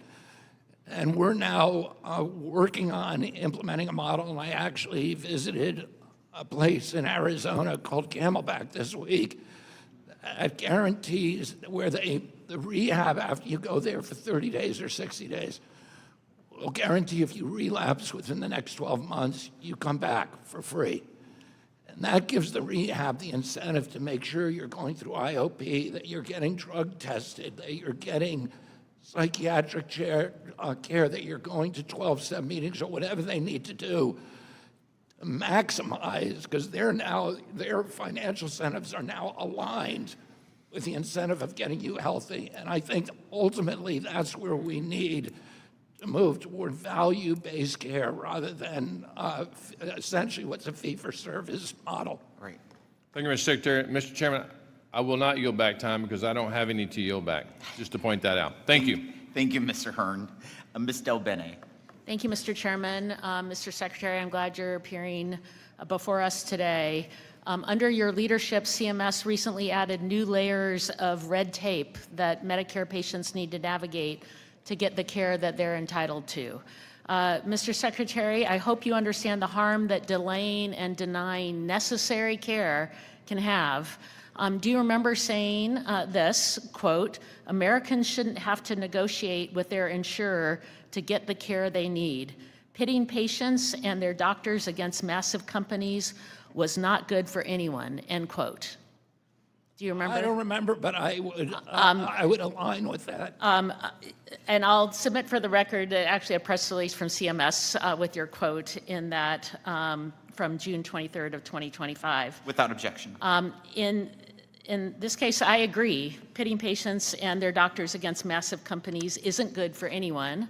And yet, less than a week after you said that, CMS announced the WISER model. The program allows private companies to use AI to review traditional Medicare claims and pays them based on the amount of care they deny. This program went into place in 6 states across the country, including my home state of Washington. President Trump said multiple times on the campaign trail that he would not cut Medicare, but this program does exactly that. For example, Joanne is a senior from Washington on Medicare. She has a herniated disc that is pinching her sciatic nerve, causing immense pain down the right side of her body. Her doctor prescribed an injection that would help relieve her pain.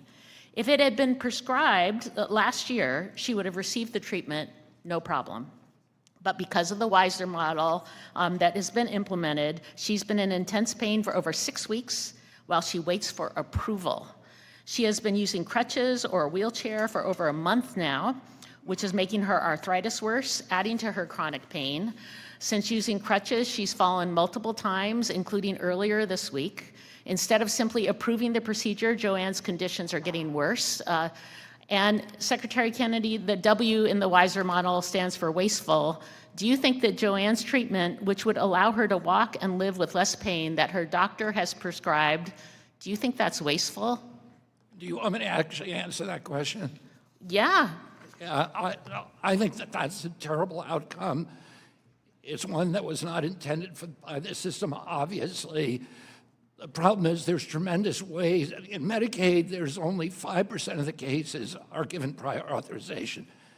In private industry, 30%. This is traditional Medicare now, where Medicare. it's now, this has only been put under prior authorization under your leadership. Now, President Trump promised multiple times that he, quote, will not lay a finger on Medicare.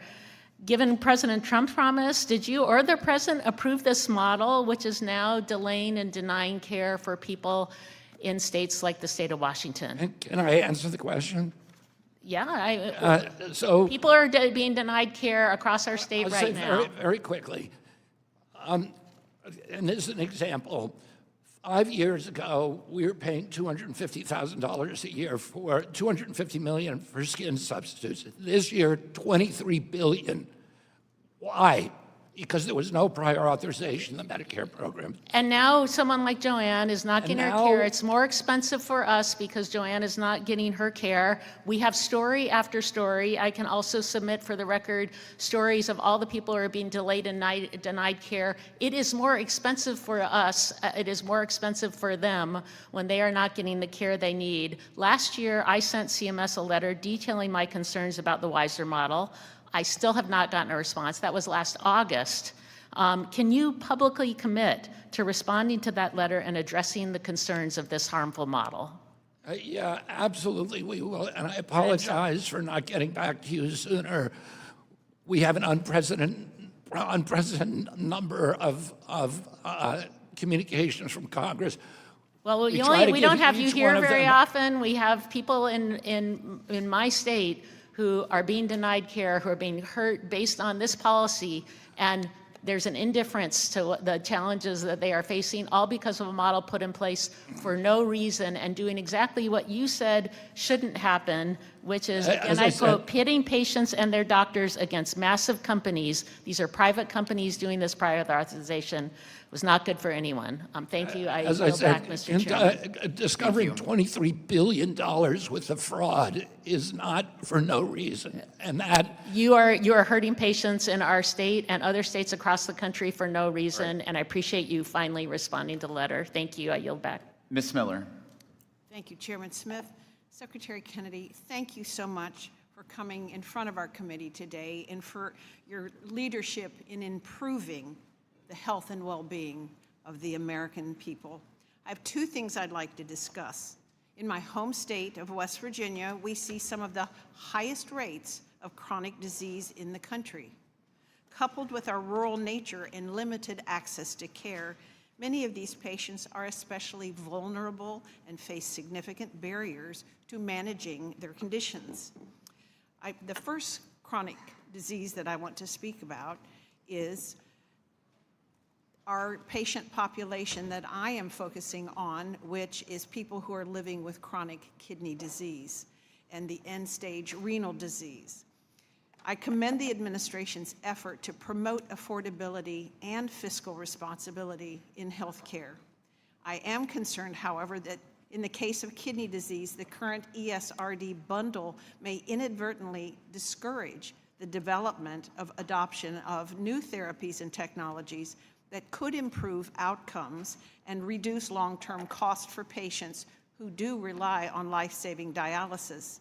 The complicated post-TDAPA policy has resulted in promising innovative drugs being pulled from the market entirely or only being accessible by a tiny fraction of the patients. I have a bill called the Kidney Care Access Protection Act, and it is a piece of legislation that could expand access to the new treatment options in a way that both encourages innovation and ensures costs remain well managed for Medicare and taxpayers. As we work together toward better outcomes and cost containment, how is CMS evaluating ways to strengthen incentives for innovation within the ERSD bundle while still maintaining fiscal responsibility? I mean, I would say that that's the balance that we're all trying to achieve. We are doing everything in our power to maintain the United States as the innovation center for the world, and we want to make it easier to get quick approvals for drugs that actually work. We need to do science on them, and we're doing gold standard science, and we have depoliticized science at the agencies. I don't know enough about the renal disease aspect in the bundle, but I'm happy to work with you. Also get somebody from Oz's team to come over and talk to you directly, because I know that that's not an outcome that they would like. That would be wonderful. The second issue that I wanted to talk to you about is that it is clear that what we eat plays a direct role in our health, and quite frankly, many Americans don't eat right. And these poor nutrition choices are a major driver of chronic disease. I believe there's a strong case of expanding access to MNT therapy for targeted and specific groups in Medicare beneficiaries whose outcome could actually measurably improve as a result. With that in mind, can you share your perspective on the role medical nutrition therapy should play in improving health outcomes for Medicare beneficiaries, and how we can most effectively and responsibly expand to those who would benefit from the most, particularly in the rural and underserved areas? Yeah, I think, and I've worked with Governor Morrissey about that on this issue, and I think there's nobody at this agency who is not committed to the idea that food is medicine, on that it is, and if we want to do prevention in this country, we've got to, and end the chronic disease epidemic, we've got to start with food. That's one of the reasons we're pushing nutrition into the colleges, we're pushing it into the hospitals, we're pushing it into the community health centers, to make it the central focus of healing and prevention. I want to work with you in any way that I can to achieve the goals that you're talking about. Thank you so much. I yield back. Dr. Murphy. I don't think your mic is working.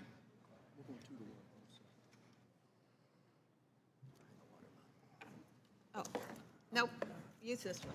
All right. Is it now? It's now. It's working now. Thank you for coming. I want my 12 seconds back. Thank you for coming. You know, we're talking about a little bit about vaccination.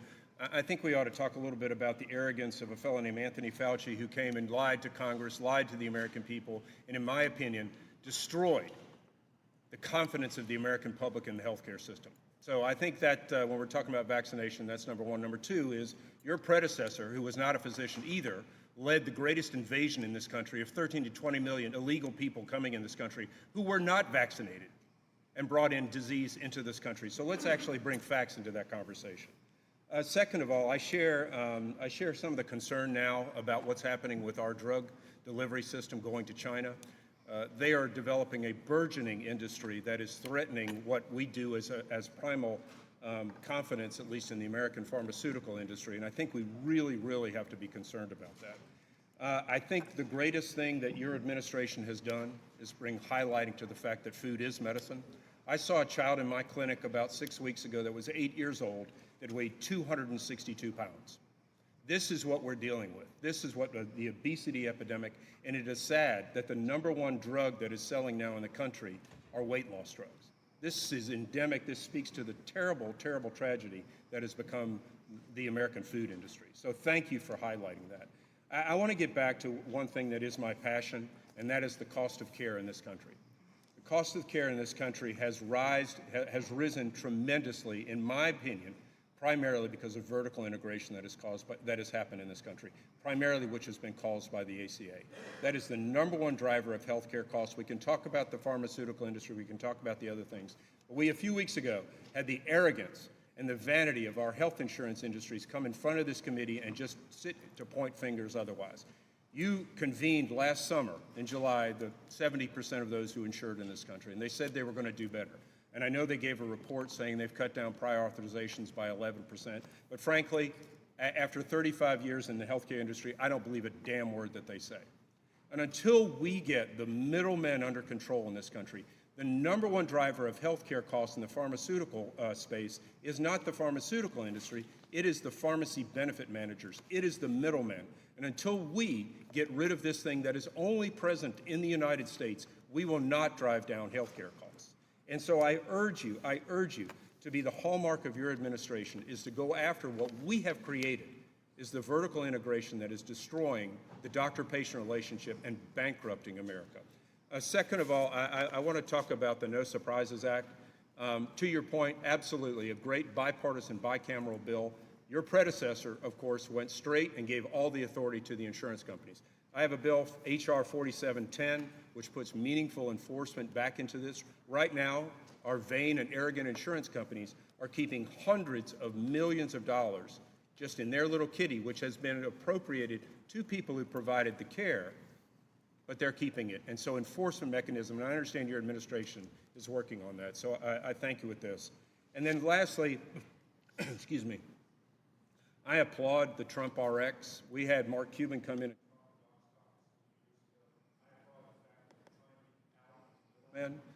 We're working with the administration and trying to do this with Cost Plus. I saw a patient, again, about 6 weeks ago. He changed insurance companies.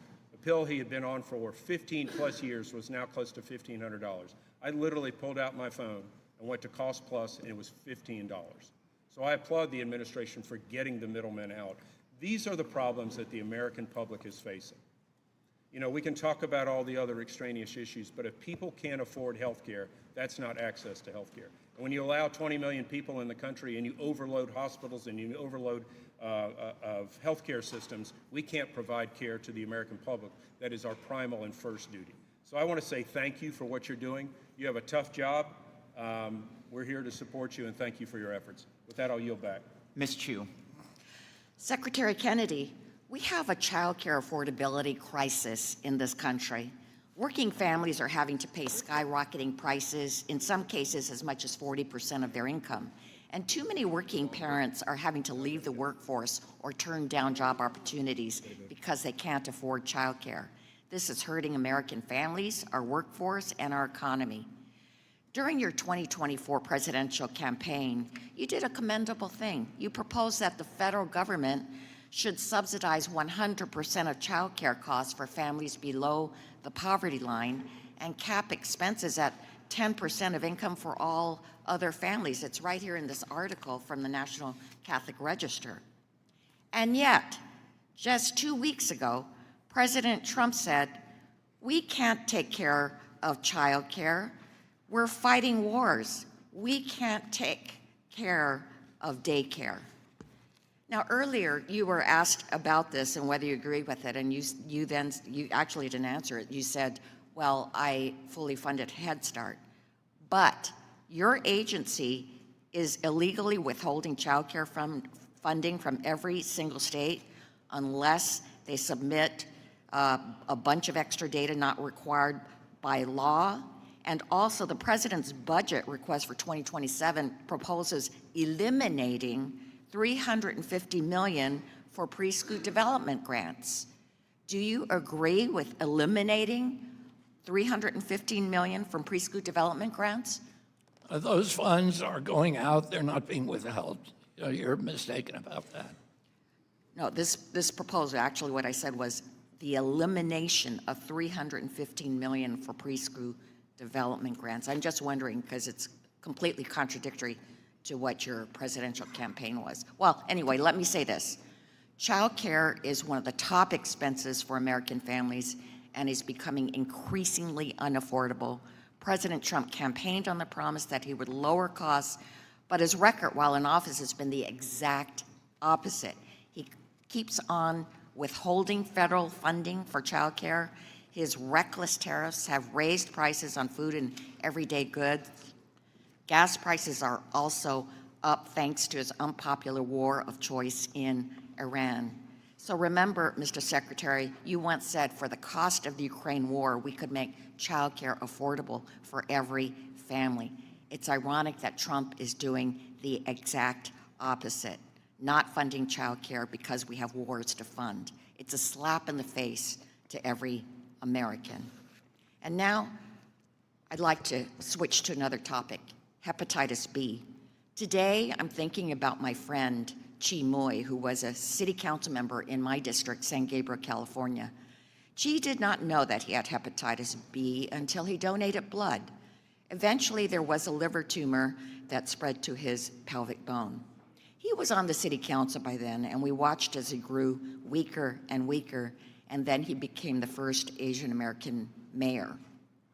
But he died of liver cancer just 1 month after his installation, and we think he hung on long enough to reach that milestone, only to die at the age of 53.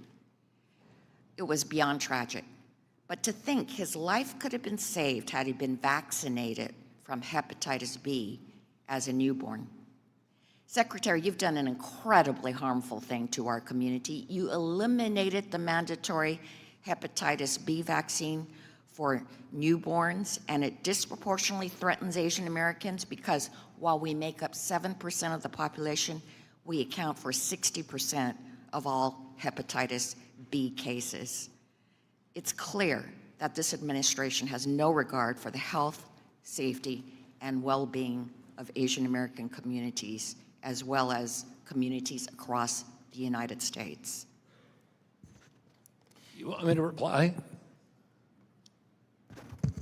Well, if that's... hepatitis B quickly, yes. is a terrible disease, but babies are not at risk unless they essentially have zero risk, unless their mother is infected. For all mothers are tested when they go into the hospital to have a baby, and for all those people who are infected, the vaccine is still a recommended vaccine.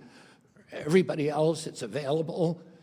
Parents can assess the risk themselves through informed consent. Insurance will pay for it. We did not remove the vaccine from being insured. And we just believe that Americans should have that choice, that the state should not make that choice for them. Great. Hepatitis B vaccine was not safety tested. It had a 4-day test with no placebo. We don't know what the risk profile is, and parents are allowed to ask that question. Mr. The Kustoff. science is that it's not simply about choice, it's about whether infants are protected during the most vulnerable period. Infants are protected. Those Okay, at risk Mr. are Kustoff protected. is recognized. Thank you, Chairman Smith, and thank you, Secretary Kennedy, for appearing today. If I could, Secretary Kennedy, I represent parts of Memphis, Jackson, Tennessee. You and I have talked about Jackson, Tennessee before, and rural West Tennessee.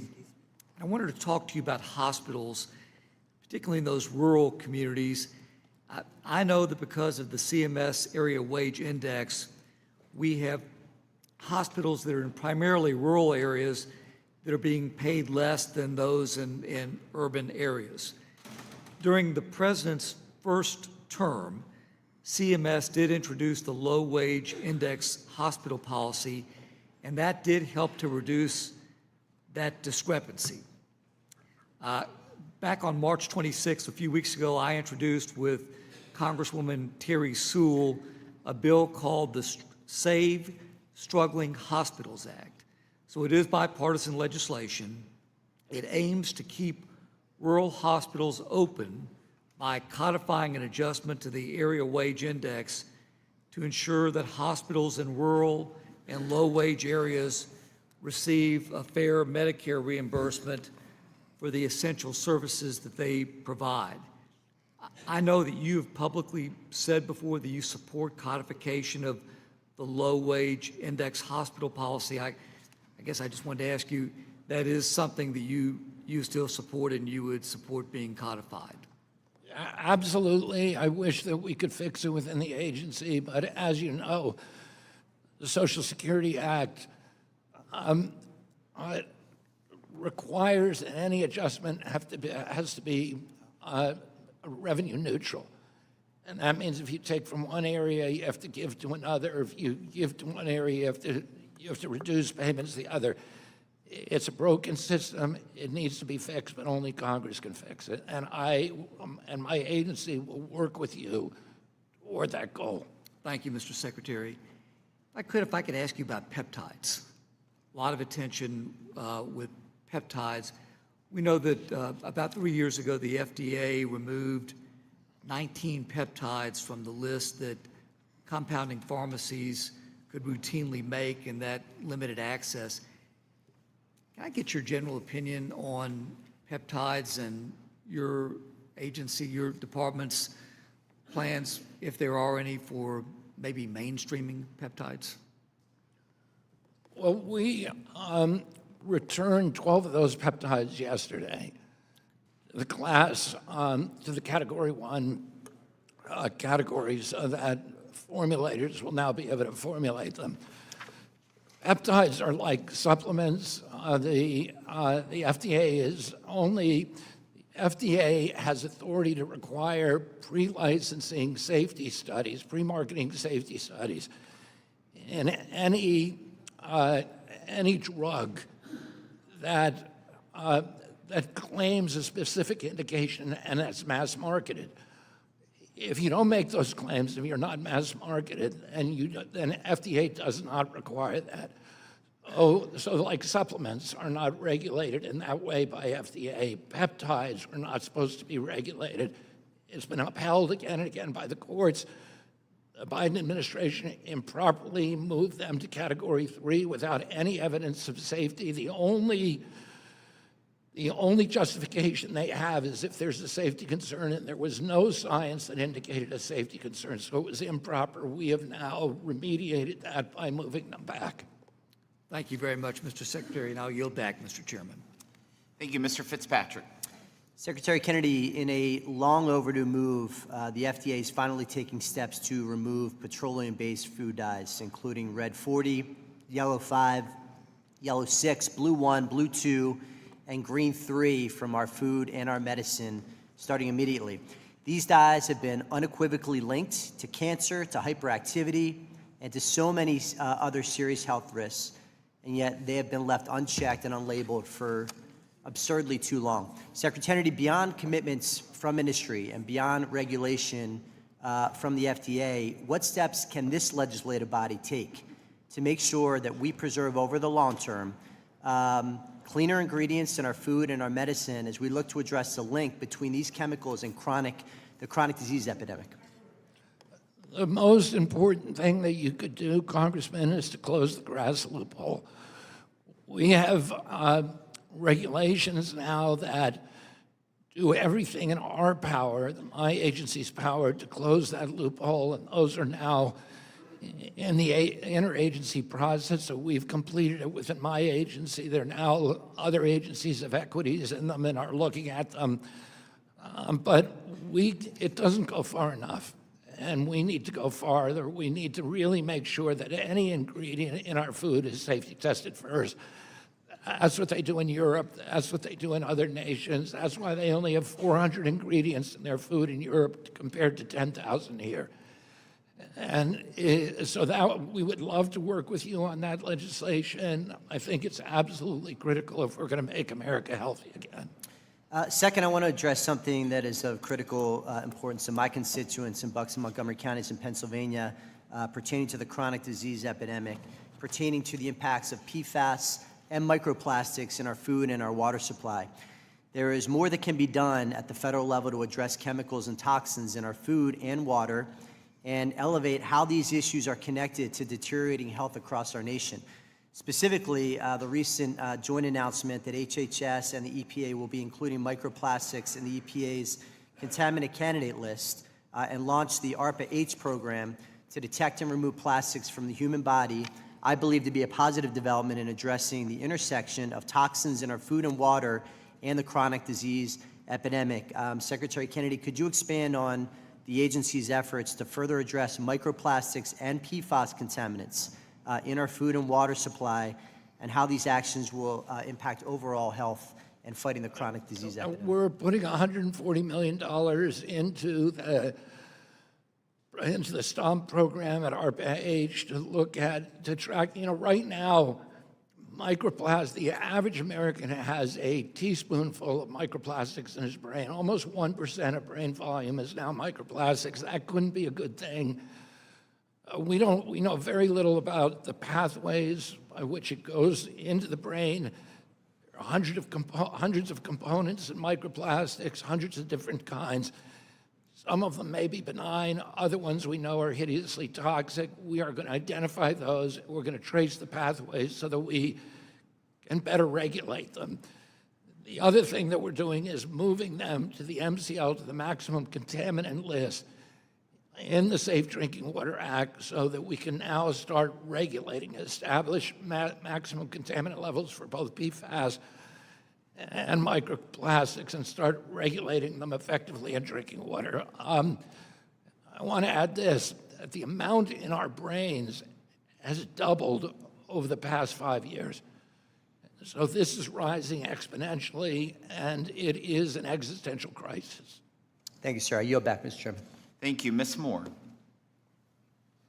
Ranking Member Moore. Thank you so much, Secretary Kennedy. And I just want to join in with the committee and sort of, remembering the Kennedy family. I remember being 9 years old, begging my Republican mother to vote for John Kennedy. I don't think he won in Wisconsin, but I do think that your family has made a great impact on this country. I promise to give you easy, comfortable questions if you don't yell at me and hurt my feelings and overtalk. Promise. I promise you. I just want to thank you for pointing out stuff like the dyes and stuff in food, and maybe even looking at the food pyramid. I think that that's been a very helpful discussion in terms of your making America healthy again. And I'm just going to ask you a question, and I hope it's sort of outside of the scope of your service. But how does the $1.4 billion cut in WIC and the $900 billion cut in SNAP interfere with your Make America Healthy initiative? I know that departments are told they have to cut. Do you think that that will interfere? Well, am I happy about the cuts? No, I'm not happy about the cuts. Don't you think it will? Fruit Loops are a lot cheaper than good, healthy food. Yeah, nobody wants to make the cuts. Russ Vought doesn't want to make the cuts. President Trump doesn't, but we got a $39 trillion debt. And that's costing every American child $6,600 a year. I get that, sir. Oh, Okay, so it is my time. Thank you. All right, thank you. And I am, I'm focusing on children here. You made a beautiful quote that I was not aware of in your testimony. You said, although children may be the victims of fate, they will not be the victims of our neglect. You claim your uncle said that. What uncle were you talking about?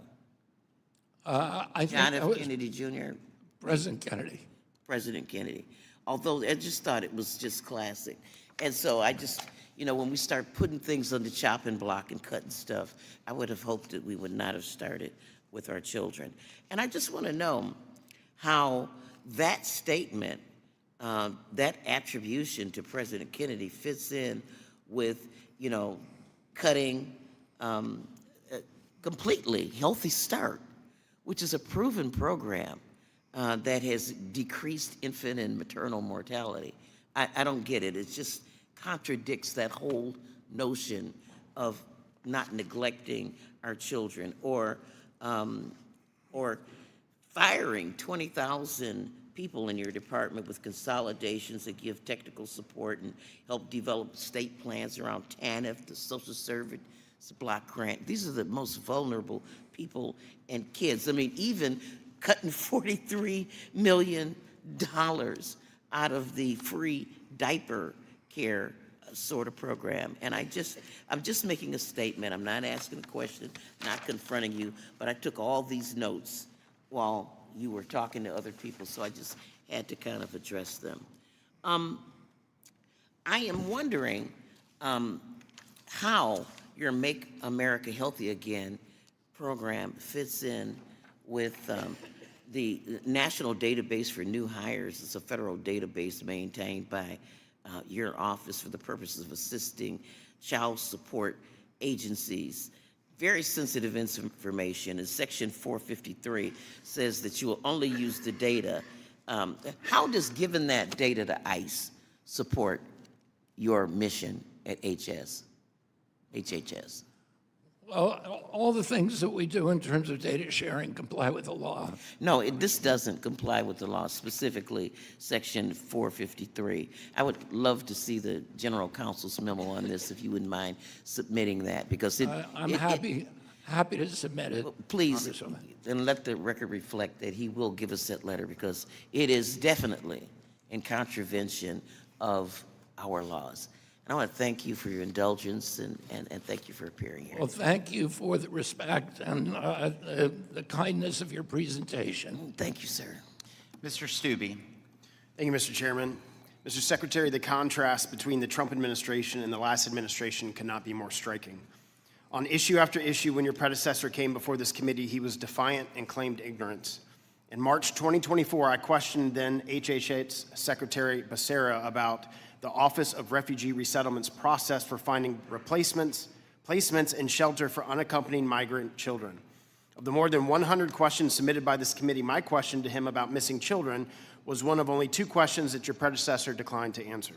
The Biden administration's open border policies were nothing short of a lethal disaster for our country. Let's be clear about the facts. The Biden DOJ received thousands of allegations of sexual abuse related to unaccompanied minors processed through ORR. Under the Biden administration, ORR permitted individuals with criminal records, no citizenship, and who refused a background check received custody of unaccompanied children. Over the course of 10 months alone, the agency lost contact with nearly 20,000 unaccompanied children. Under the Biden ORR, case managers failed to perform home studies on more than 95% of placements of unaccompanied children. And finally, grand jury testimony in my home state of Florida revealed unaccompanied children were placed in the custody of convicted felons in homes with multiple unknown male occupants. This is unacceptable. Becerra's refusal to even acknowledge the issue when I brought it up to him is disqualifying. That is why I introduced the Stop Gaps Act with Senator Moody that builds up upon the Trump administration's success on securing the border by requiring the ORR to work with state and local authorities to guarantee safe and proper vetting of all individuals and entities before granting them custody of an unaccompanied child. Under the Trump administration, the border is secure, crimes from illegals are being stopped, and there are rigorous standards in place to better protect children. Mr. Secretary, can you speak to the work that your agency is doing to combat our social services being taken advantage of by bad actors and the increased safety of our children? Yeah, I mean, it was a humanitarian crisis, what my predecessor engineered. With the Biden administration, they lost 425,000 children. They lost them because they ended verification of sponsors. People were just showing up with fake IDs. There was no genetic testing. There was no income inquiries. There was no ID validation. And we are now in the process of trying to find those children. We've been able to locate 138,000 of them.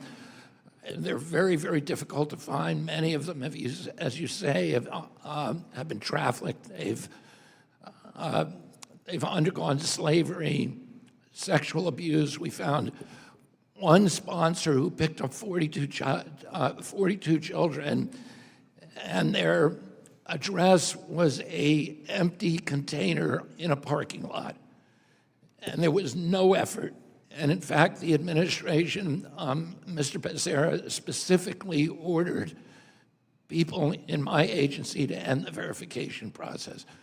They were more interested, they explained that the objective was to move kids out of custody as quickly as possible. Well, they made a lot of mistakes, but now, thanks to President Trump, the amount of unaccompanied minors has dropped by 97%. We have beds now for 7,600 unaccompanied minors, and only 2,000 of those are filled. We hold them until we can completely verify the people who pick them up are actually family members, and that has never happened during the last 4 years. Well, thank you for your service to our children and to the unaccompanied minors and the changes that you have made from the previous administration. I yield back. Ms. Tinney. Thank you, Mr. Secretary. Really appreciate your service and your great responses today. I just wanted to commend you first for your very sensible position on vaccines. I too am a fan of the greatest tennis player in the world, Novak Djokovic. I see you got to play tennis with him. When Javier Becerra, who you... I lost, by the way. Yeah, not surprised. Who can... When Javier Becerra was here, I asked him, I was trying to get a waiver for Mr. Djokovic to be able to play in the U.S. Open at the time, the #1 tennis player in the world, and still I would argue the greatest ever. And he described to me that they would not give him a waiver for because he did not take the vaccine because it was science, although a lot of other American tennis players were allowed to be there who were not vaccinated. So thank you for your common sense approach to choice and pro-safety as opposed to being anti-vaccine. I'm glad you clarified that today. But I wanted to jump to a really important issue in my district and especially in the state of New York. During the COVID crisis in upstate New York, nursing home residents were isolated from their families for months, sometimes years, and Governor Cuomo disgracefully called it protecting them. But the reality is that people declined rapidly in isolation and in most cases died without a loved one present. That wasn't protection. It was a policy failure of enormous consequence by Governor Cuomo and his administration that cost lives to thousands of seniors, not to mention the deadly nursing home order that he required nursing homes to take COVID-positive patients where they didn't have the ability to handle these patients. Sadly, many of those same bureaucrats responsible for carrying out this disastrous policy are still working in Governor Hochul's administration. That's why I, along with my co-sponsor, Representative Larson, Fitzpatrick, Panetta on this committee and numerous others have reintroduced what's called the Essential Caregivers Act, a bipartisan bicameral legislation that guarantees nursing home and long-term care residents the right to in-person access to a designated family caregiver even during a public emergency. It also directs CMS to establish clear uniform safety protocols so visits can continue safely. Families and friends are visitors. They are loving caregivers, and they advocate, they catch things maybe that a nurse or staff would not, and cutting them out of the facilities didn't protect the seniors, it actually accelerated their decline. I was wondering, because of this situation and the isolation of so many nursing home residents which contributed to serious physical and cognitive decline, independent of the virus, by the way. Given the department's guidance and generous access for designated caregivers in nursing homes, do you share the view that maintaining family access during emergencies is a patient safety issue and not just a quality of life issue? Absolutely, and we made a lot of mistakes with the countermeasures during the COVID pandemic, including shutting down the schools, shutting down businesses. Those things kill people, and that's one of the reasons, in my opinion, that we had the highest death rate of any nation in the world. We lost 3,000 Americans to COVID for every million population. There were other countries, Haiti, for example, had 14 per million population. So Nigeria, 14 per million population. We had 200 times the death rate of other countries. We had 10 times the death rate of Europe. And a lot of it was just because of bad policies that were not science-based, and we are not going to do that under my watch. And one of the reasons that I think blacks were much more likely, most likely to die, was because depriving them of access to a family member, their hospitals and their neighbors already closed, depriving them of access to a family member meant that there was a reduced incentive within the hospital to provide them with the kind of good care that they needed. My time has expired, but can I just ask you, would HHS support codifying a federal right for essential caregivers and giving them access? I personally would support that. My agency will work with your staff. Thank you. We Look at appreciate your it. legislation. Thanks so much for your testimony. I yield back. Mr. Boyle. Thank you, Mr. Secretary. I'm over here. Thank you. I'm hoping this can be constructive and have a conversation with you. I have the honor of representing an incredibly brave constituent and proud fellow Philadelphian, LaTanya Morrison. Her grandson, Ahmaud Butler, tragically died of a rare form of brain cancer at just 6 years old. Last year, she and her family marched 179 miles on foot from Philadelphia to Washington, D.C., to bring attention to the critical need for childhood cancer research funding. I met her right outside here on the Capitol steps and had a wonderful but also heartbreaking conversation with her, and have been working with her and her family since then. Specifically working with her on a proposal called the Ahmaud Butler Childhood Cancer Hope for a Cure Act, to make sure that no grandparent, parent, or loved one has to go through what she and her family experienced and continue to experience this day. That hole in her heart will never go away. So my concern is, and I have no doubt that you have concern for this constituent I just described and all those who particularly have lost a child to this horrible form of cancer. But at the same time, your administration, or you as secretary in this administration, are carrying out hundreds of millions of dollars in cuts to cancer research funding.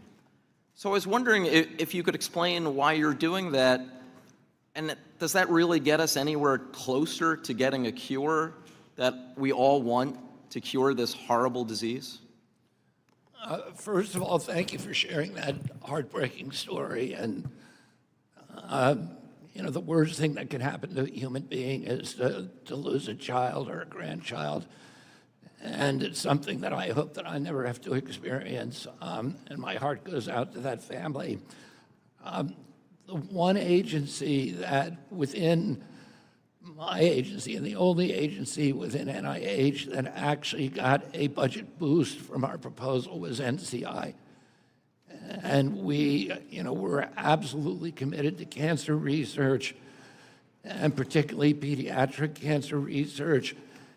I invite you, Congressman, to call me to tell me if there are programs. Some of our programs were duplicative, so we've moved them around, and it looks like there was a cut, but I don't know of any major cancer Well, studies that have been cut. I'm happy to talk to you about it. You reach out to me. If you could, after this, sorry, just because you know we're time limited and I have under a minute now. So I appreciate that. And if our staffs could follow up, or you and I directly with one another after this. And I would just ask if I could get your pledge, not for me, but for my constituent, if I could get your pledge that you will work with me, my staff, the White House, to get the president to declare childhood cancer a national emergency, which would, as you know, help unleash additional resources and really focus the attention that we need on childhood cancer.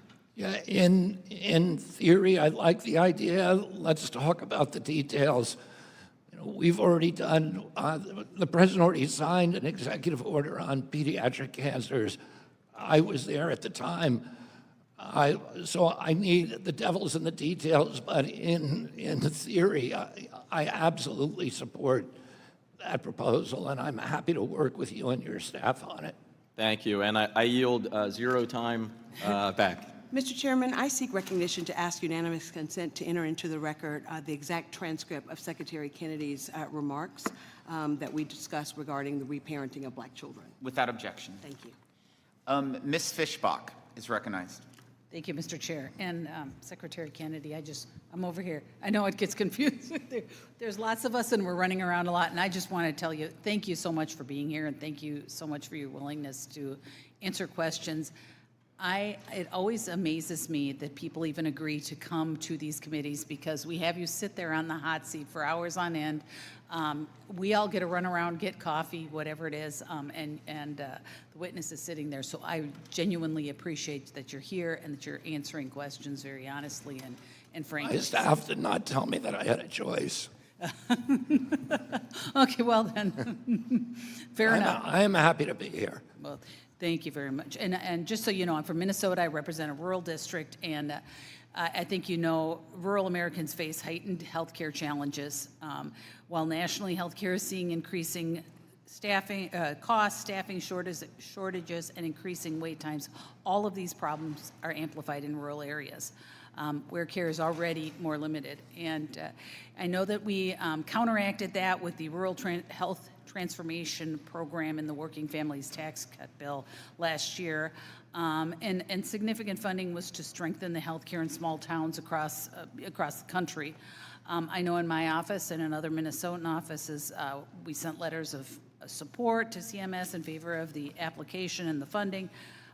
But the Rural Healthcare Transformation Program alone is not enough to solve those rural healthcare issues. And so I am wondering if you could just talk a little bit about what's the administration's plan to reduce health disparities in rural areas, and what specific actions are you taking to ensure quality and affordable rural healthcare remains a priority within HHS? I mean, we've already finalized rules for site neutrality. I think that will help. The administration would love to work with Congress on the wage area index, which I think also will help. And then, you know, we are continuing, we made the biggest investment ever in history on rural health care. We're continuing to make additional investments. I mentioned I think, $135 million that I allocated for community health centers last week. And so this is a priority for the president. It's a personal priority for me. And, you know, if you have ideas of other things we ought to be doing, we'd like to hear them. Well, and Mr. Secretary, I appreciate that because it is such a critical part of, and like I said, representing a rural area, healthcare, having the access to that healthcare. And I know that Mr. Estes had talked a little bit about specialty care in rural areas, but it is absolutely critical for the survival of our small towns and the health of our individuals who live there, that we have healthcare available. And I think some of our provisions for telehealth and things like that have really moved things forward. But I just sincerely appreciate the ability that your offer and we have worked with the department, and so I appreciate that. And I'm actually going to yield back 35 seconds. Thank you. Mr. Moore, I'll take that 35 seconds if I can. I didn't give it to you. Yeah, I understand. Sir, the most important thing you said today in Congress, that Congress has allowed $39 trillion of debt, and so that's forced you and your agency and your amazing team, some of which I know are very debt-focused, Mr. Andres, you had to tighten your belt. I just want to say as an American and as a member of the Bipartisan Fiscal Forum, I can't thank you enough for doing your part, doing the hard part, to be able to find redundancies. You'll get criticized for it, but it matters, and every agency needs to be doing it. So thank you for that. I've mentioned to you in private how much I appreciate the administration's focus on autism. You may recall my 10-year-old Winnie is neurodivergent on the autism spectrum. He's the joy of my life. But that's tenfold for my wife and for his younger, older, and twin brothers. And I want to just highlight that I'd never had a ton of expectation on what we could uncover from scanning the pre-existing research. And look at this, I've always appreciated the administration's focus on this, though. But I was underwhelmed with what we ultimately put out. My wife was hurt, and she felt for a split second until she came to her senses, and we talked about this, that there was any way she was responsible. We don't even know if she took Tylenol during her pregnancy, but that was a hurtful moment for her. And I just want to encourage the administration and your team to keep at it. And I think there's more we can do here. With low expectations, I don't expect much to be able to figure out what the ultimate causes are. That's not an easy thing to do, but I do think there's more that we can do, and we can build past what I was ultimately underwhelmed with. So again, thank you for the administration's focus, and I think we can do more. Regarding something that's very important legislatively, I introduced H.R. 5343, the Ensuring Patient Access to Critical Breakthroughs Product Act, which builds on one of the biggest wins from the Trump administration. We didn't fully get it implemented, but the MCIT was a significant policy for Medicare coverage for breakthrough medical devices. This bill requires CMS to provide temporary medical coverage for treatments or devices that receive breakthrough designation from the FDA. If a treatment can meet the FDA's burden of proof of safe and effective and other requirements for breakthrough designation, there's no reason Medicare shouldn't be able to provide temporary medical coverage while CMS completes its review for permanent coverage. And this is a brainchild of the Trump's first administration. We've talked about this. We all agree in principle about this. It's difficult to move in some cases, but can you update this committee on your efforts to implement a policy like this through any type of executive rulemaking? I think, are we in rulemaking?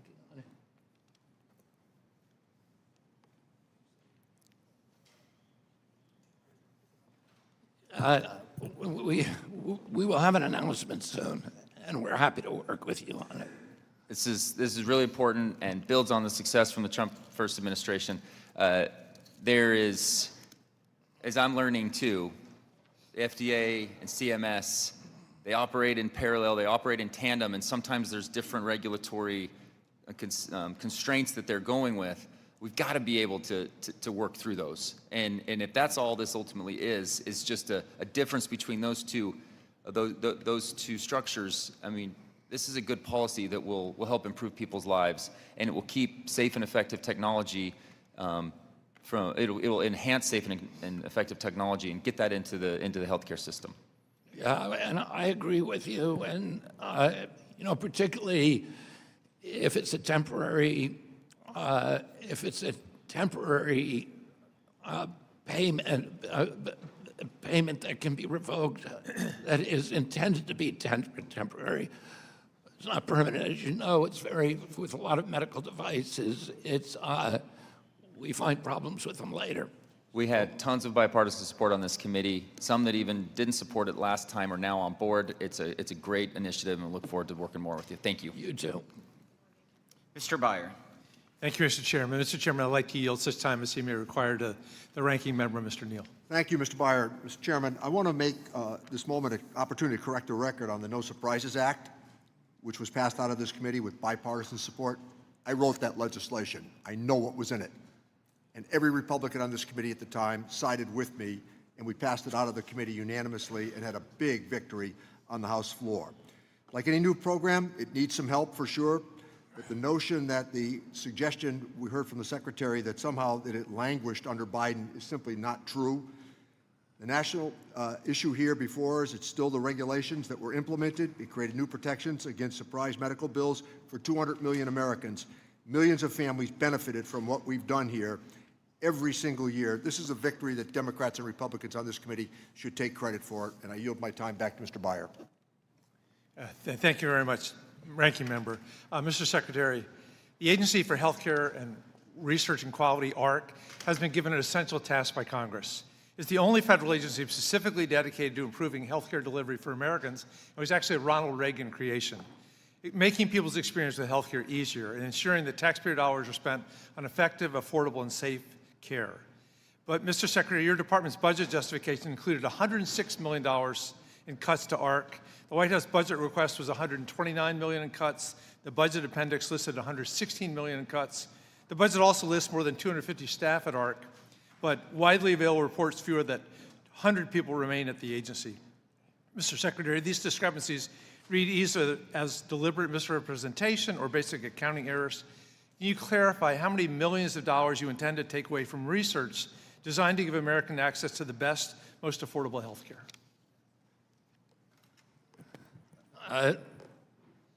Thank you for that question, Congressman.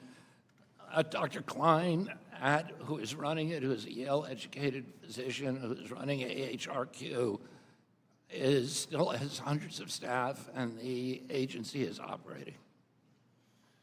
Thank you. Well, let me shift to the United States facing a mental health crisis. As you know, nearly a quarter of U.S. adults had a mental illness in the last year, reported 30% of high school students.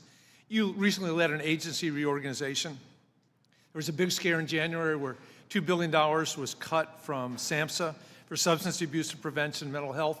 There was a bipartisan outcry and it was restored. But there's also this real concern that there's a gutting of SAMHSA. I co-chair bipartisan the House Mental Health Caucus. We'd love to have a bipartisan briefing on the reorganization. We requested that back in December, and I'd love for you to commit to a briefing for members in Congress of the bipartisan Mental Health Caucus on the current status of the mental health programs at SAMHSA, CDC, and NIMH. I strongly support SAMHSA. It's a private mental health, and particularly addiction are priorities for me, strong personal interests, but also their national catastrophes.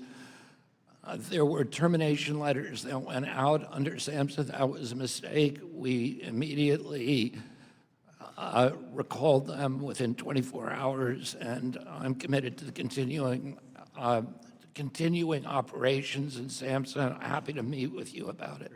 Thank you very much, Mr. Secretary. Mr. Chairman, I yield back. Ms. Van Dyne. How are you doing today? I'm great. I appreciate you being here, and I know a lot of questions have been asked, and some of the accusations have been just outrageous. I have a bunch of stuff I wanted to ask you about, but clarify. Your qualifications have been called into question because you did not father a black child. How many different HHS secretaries have had that privilege?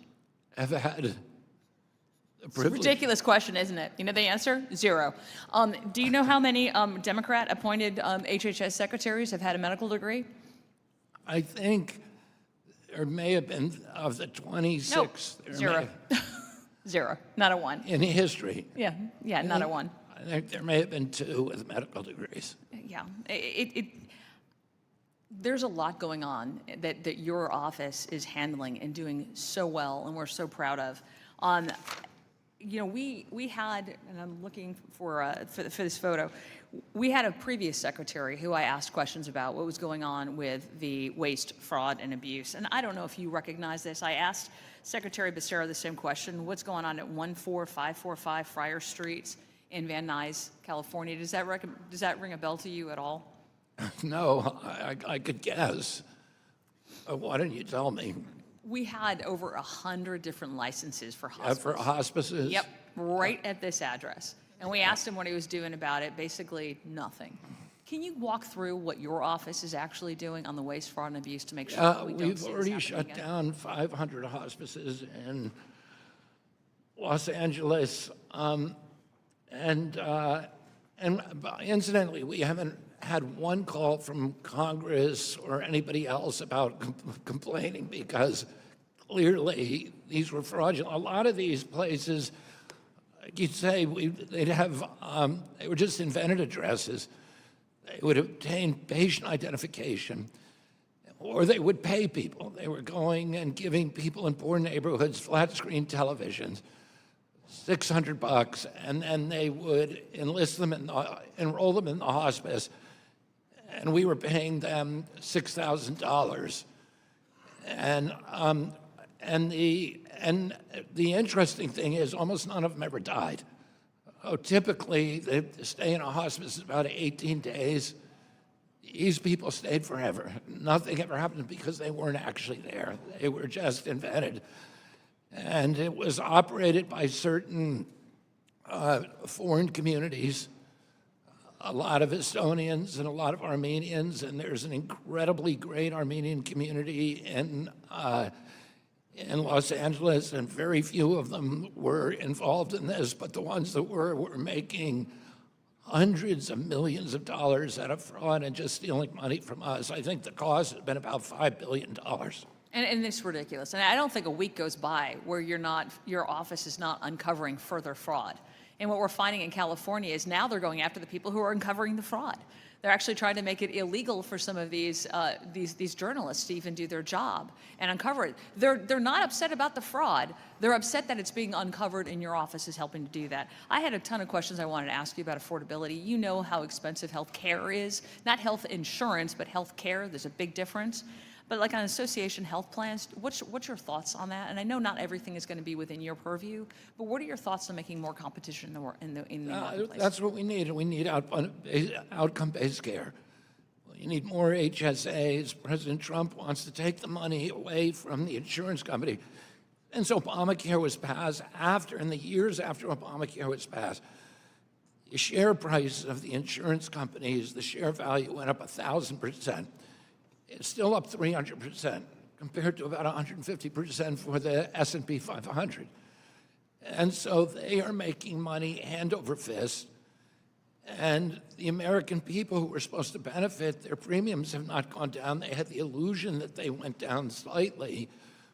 President Trump is actually taking steps that will drive the premiums down and give better quality care to Americans. I appreciate that very much. I yield back. Thank you. Now the chair recognizes Mr. Arrington for 4 minutes. Thank you, Mr. Chairman. Mr. Secretary, good to see you. Thank you for your leadership and your service to our country. We have the best system and the worst system. I mean, the best docks and mid-levels, the best facilities and technology, and yet we have the worst, most inefficient system relative to the rest of the developed world. When you get to the cost and quality intersection, and it drives me crazy. I think at the heart of that, for me personally, it's market dysfunctions and distortions, right? I think transparency, choice, competition, that's the best way to deliver value for taxpayers and for patients. And taxpayers and patients aren't getting their best bang for the buck here. And it's bankrupting the country, and it's putting people, families, working families, further and further from access to good care for their families and the people that they love. So the current incentive structure is distortionary, and it inhibits these forces, creating sort of monopoly dynamics, anti-competitive behavior. So I spend most of my time thinking about healthcare reform with respect to that framing. Some examples. In the world of drug innovation, there's patent abuse where biotech companies are extending the life of their patent without making novel contributions, using patent thickets, and essentially having these exclusive rights extended and gouging all of us, and we're allowing it to happen. I mean, I'm quite frankly not putting the incumbents market participants at fault. It's the perverse incentives that we've allowed to persist. One simple one for me is this disparity between what we pay hospitals and physician groups for the same outpatient service. And the effects of that are not just higher premiums on seniors in Medicare, higher costs for all of us as taxpayers, but there's a giant sucking sound of independent physician groups and docs into hospital systems, leaving us with less choice. So those are just top-of-mind examples. You are a breath of fresh air. We may have disagreements on how to attack some of these problems, but you have a rare curiosity and objectivity and independence that you bring to this leadership, this incredibly important leadership post for our country. And I think the problem with all these distortions is that we have too much special interest, too much incumbent resistance, too much parochial politics, and everyone in this town seems to be captured by it to some extent, or to one extent or another. You just seem to have been able to, through the fiery furnace of public scrutiny over the years, I don't know what it is, but I love that you can come to this. I believe with all my heart that you just want to do the right thing for the country and for all participants and for especially our patients. Give me, in the last 25 seconds, your best shot on the monopoly forces and anti-competitive behavior. What are one or two things that you think this body could do to address that and go a long way to make things more affordable for working people in this country? Thank you very much for those very, very kind and undeserved words. 10 years or 15 years ago, 80% of the doctors in our country were independent, and 20% were corporate. Today, 20% are independent, 80% are corporate, and the number that are independent are dropping precipitously because of the economic forces that are a result of these perverse incentives. Site neutrality, which we're fixing, is key to that. The wage area index, reforming the PBMs, that is one of the most anti-competitive forces out there, and we're doing that. You've given me legislation, which I'm now looking forward to implementing through the regulatory process. And then we need the FTC to file some cases, and it's already doing that in the PBM space. So those are just a few of the things that we ought to be doing, and thank you for raising all those important issues. God bless you. Thank you. Thank you. Remind members that votes have already been called, but we're going to try to work as deep as we can into the hearing while votes are going on. So now I recognize Mr. Panetta from California for 4 minutes. Thank you. Thank you, Mr. Chairman. Thank you, Mr. Secretary. Thank you to your staff for being here. As we've heard today, there unfortunately are a number of issues that I believe are causing people to get a little exhausted because they are scared of your agenda and with your leadership. An agenda that is threatening to the health and safety of our nation, and the lack of leadership that has led to two major vacancies in your department. At the CDC, Dr. Menares was fired after only 28 days, reportedly for not going along with your anti-vaccine agenda. But since then, August of last year, the CDC has been without either a director or even an acting director. Now, I know you have Jay Bhattacharya overseeing the CDC, but he's also overseeing NIH, managing over 27,000 employees and two campuses that sit hundreds of miles apart. Furthermore, at CDC, DOJ slashed whole offices, resulting in almost 20% of its staff either being fired or quitting, and there's even been hiring freezes there as well. For most of the past year, you've had people close to you act as proxies, and in some cases, you've even taken unilateral actions, like you did last May when you rolled back COVID-19 vaccine guidance for pregnant women. Additionally, people should be aware that now that after passing the 210-day statutory limit for temporary leadership at CDC, Bhattacharya can no longer legally perform the full range of director duties. That means that without an acting permanent chief, tasks that congressional statutes explicitly reserve for the CDC director can only be performed by you, the HHS secretary. That includes policy decisions like adopting vaccine recommendations for the CDC's Immunization Advisory Committee. The Surgeon General post is also vacant. Now, I know that Casey Means, a MAHA devotee with no active medical license and not a practicing physician, had her confirmation hearing 2 months ago. but she performed so poorly, including her unwillingness to commit to recommending vaccines, that the Senate has not scheduled a vote. That fact, and the fact that there's 1,500 cases of measles that have occurred this year throughout the nation, the fact that a recent E. coli outbreak has sickened people, it seems that the Senate is having a hard time with your agenda. I know that the literal holdups of these positions are from the Senate, but it's clear that you and the Senate are having a hard time agreeing on people. The issue is, Mr. Secretary, that without leadership at DHS, if there is a crisis, if there is an outbreak, we lose surveillance. There's delayed recognition of problems, there's low response times, there's mixed messaging, and a loss of real-time guidance. These vacancies hurt America's health, and they make Americans less safe. There's some disagreement with you in the White House as well. You've heard of glyphosate, the herbicide, correct, Mr. Secretary? Yes. And you called it one of the likely culprits in America's chronic disease epidemic, yet the president ignored your advice, and he signed an executive order that bolstered the production of that weed killer. We all know what happens when it comes to your vaccine policy, but according to a recent YouGov poll, nearly 3/4 of Americans believe that vaccines are somewhat safe or very safe. And now the courts seem to be getting tired of your agenda. In March of this year, a federal court paused some new vaccine policies from HHS, including reducing the number of jabs recommended for children, and reconstituted a vaccine advisory committee.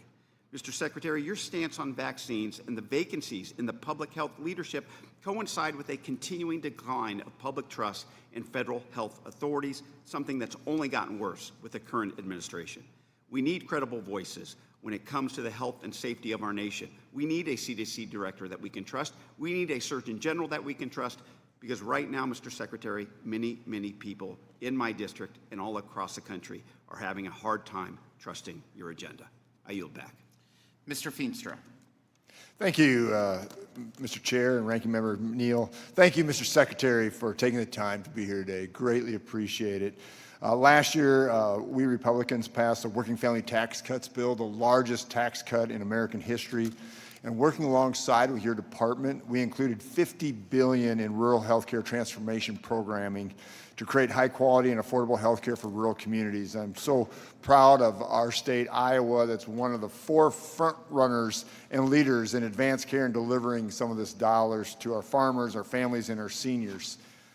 One of the biggest problems we're having in rural America, rural Iowa, and I'm the leading voice on this, is the diminishing access to maternal health care. We have women traveling 50 to 75 miles or more for maternal care. And I understand historically low patient volumes make it feasibly burdensome for small rural hospitals to provide delivery services. But currently, less than half of our rural hospitals in the U.S. have labor and delivery services, and they continue to recede every year. Maintaining access to maternal health care is incredibly important and vital for rural communities. Can you expand on what we can do and how I can work with your department to change the tide in this area? Well, first of all, thank you for raising that issue. President Trump is absolutely committed, more than any president we've ever seen, in preserving rural health care. It's in crisis right now. As I pointed out earlier, we've lost 120 hospitals since 2010.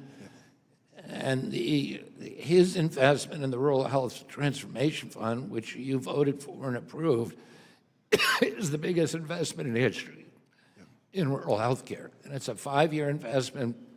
It increased the influx of federal dollars into rural health care by about 50% every year for the next 5 years.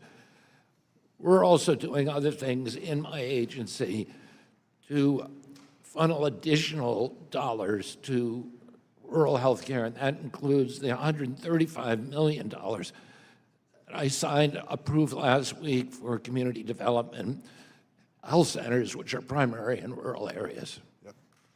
So with that, we also have a shortage of specialty doctors, whether it be OBGYNs, whether it be oncologists and stuff like that. Again, come from a rural state of Iowa. Is there anything that we can do to try to keep these specialty care doctors and even family docs in rural America? I mean, it just seems like they're all gravitating to the urban centers. and we're having a hard time recruiting family doctors, oncologists, OBGYNs. Anything that you can offer, any suggestions that you can offer to help rural America, rural Iowa in that area? Well, we've just finalized and promulgated the site neutrality rule, which should help. Yeah. The biggest thing that needs to be done is fixing the wage area index. And that's something that has to come from Congress. Yep. We'd love to work with you on that. Yeah. Well, thank you. I appreciate all your department is doing. And Secretary, thank you so much for being here, and I yield back. Thank you. Ms. Smelly-Takis. Thank you, Mr. Secretary. I want to begin by thanking you for your leadership on an issue that is very important to me and so many Americans, and that is ending the inhumane and outdated animal testing in this country. Hundreds of thousands of dogs, cats, monkeys, rabbits, and other animals remain in captivity for painful and unnecessary procedures, even though studies have shown that animal testing in medicine frequently fails to accurately predict human conditions. We are seeing real progress by this administration. The NIH is investing $87 million in a new center to develop standardized lab-grown 3D tissue models, and has announced that grant funding may be used to support finding homes for retired lab animals. And you've also asked agencies to prioritize non-animal methods, and you've also ordered a review to end the importation of monkeys from Asia for testing. I just want to urge you to stay the course. I'm very happy to work with you to continue to make progress here to end this cruel, costly, and antiquated practice. I also want to thank you and the President for working with our New York delegation to fully fund and staff the World Trade Center 9/11 healthcare program. My district is home to many first responders, and unfortunately, sadly, they're still suffering from 9/11 related illnesses, so I appreciate your efforts. Also, Secretary Kennedy, as you know, 1 in 5 adult Americans are currently living with mental health condition, including over 3.2 million New Yorkers. Timely and convenient access to mental health professionals is essential for individuals to receive the care that they need.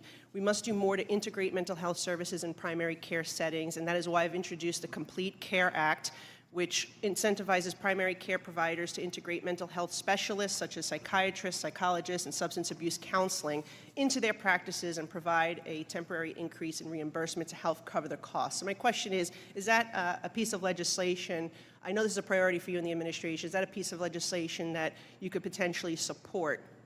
Yeah, and we will work with your office on that. And on animal testing, there's $25 million to NIH in the proposed budget that we've proposed to, again, find other alternatives to animal testing. We're already doing a lot of work on organoids, on tissue chips, on AI, which actually are more accurate and faster and cheaper than animal testing. So it's part of our larger effort to speed drug approval. Well, thank you very much. And again, I lend my support to you and however I can help with those efforts. One last issue I do want to bring up is women's health. Recently, the HHS hosted its first ever national conference on women's health. It's an important step in elevating the conversation around women's health care access and research that has been chronically underfunded in both the private and the public sector for decades. My question is, how does the administration plan to advance its goals of improving health outcomes for women, particularly in underserved areas that have historically faced limited investment and resource constraints? But, you know, part of that for rural areas, the Rural Health Transformation Program hopefully will expand those abilities to treat maternal health. We are putting enormous investments into maternal health, and I could go through those with you in detail. But we're spending literally hundreds of millions of dollars on it. We've got multiple programs. And I just would mention again our perinatal pilot program, which has reduced, it has 220 hospitals that are involved. We provide them protocols reducing maternal mortalities. And we have succeeded in those hospitals in reducing maternal mortalities by 41%. Well, I appreciate that, and I don't have a rural area. I do represent New York City, Staten Island, and Brooklyn, but we do have a lot of safety net facilities, and we'd love for your administration's attention to that as well. Thank you so much. Thank you. Thank you, Mr. Snyder. Thank you. Mr. Secretary, do you know who Alexander Fleming is? He invented penicillin. How about Gerhard Domach? I guess you're not going to answer. He invented sulfonamide drugs. How about Salman Waxman? Still nothing. Okay. Well, he invented streptomycin, drugs that we use on tuberculosis. Would you agree that these three people help make people healthier, the medicines they discovered? I would say yes. All right, thank you. What's interesting is all Did you say thalidomide? Did you say thalidomide? I did not. I said streptomycin. Okay. So European, all of them were born in Europe. Now, Salman Waxman moved to the United States in 1910. He actually left Ukraine because of anti-Semitism, same time my grandmother did. What unites them is all three won the Nobel Prize. Salman Waxman won it as an American citizen. Fleming was Scottish, Domach was German. UK has 29 Nobel Prizes in medicine and physiology. Germany has 16. The United States has 93. But if you expand it beyond just medicine, and now I'm going to focus on the National Institutes of Health.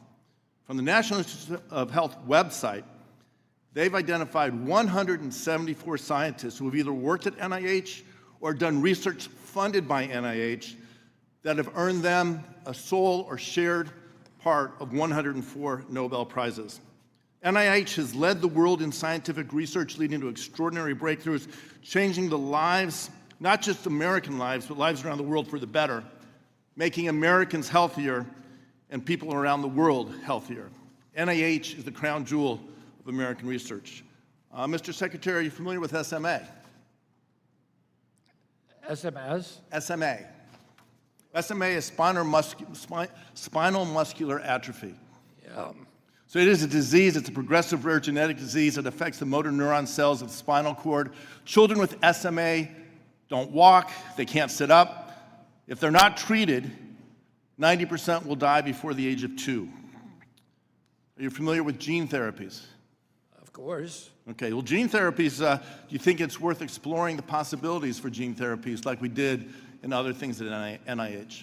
We are doing that aggressively. We're putting tens of millions of dollars into it, and we are accelerating approval of I appreciate that, because SMA, which is a death sentence for children age 2, now has a treatment developed in my district with research support from NIH, now a drug called Zolgensma, that instead of dying at 2 with this gene therapy, these children are achieving the milestones parents want for their children of sitting up, feeding themselves, even walking.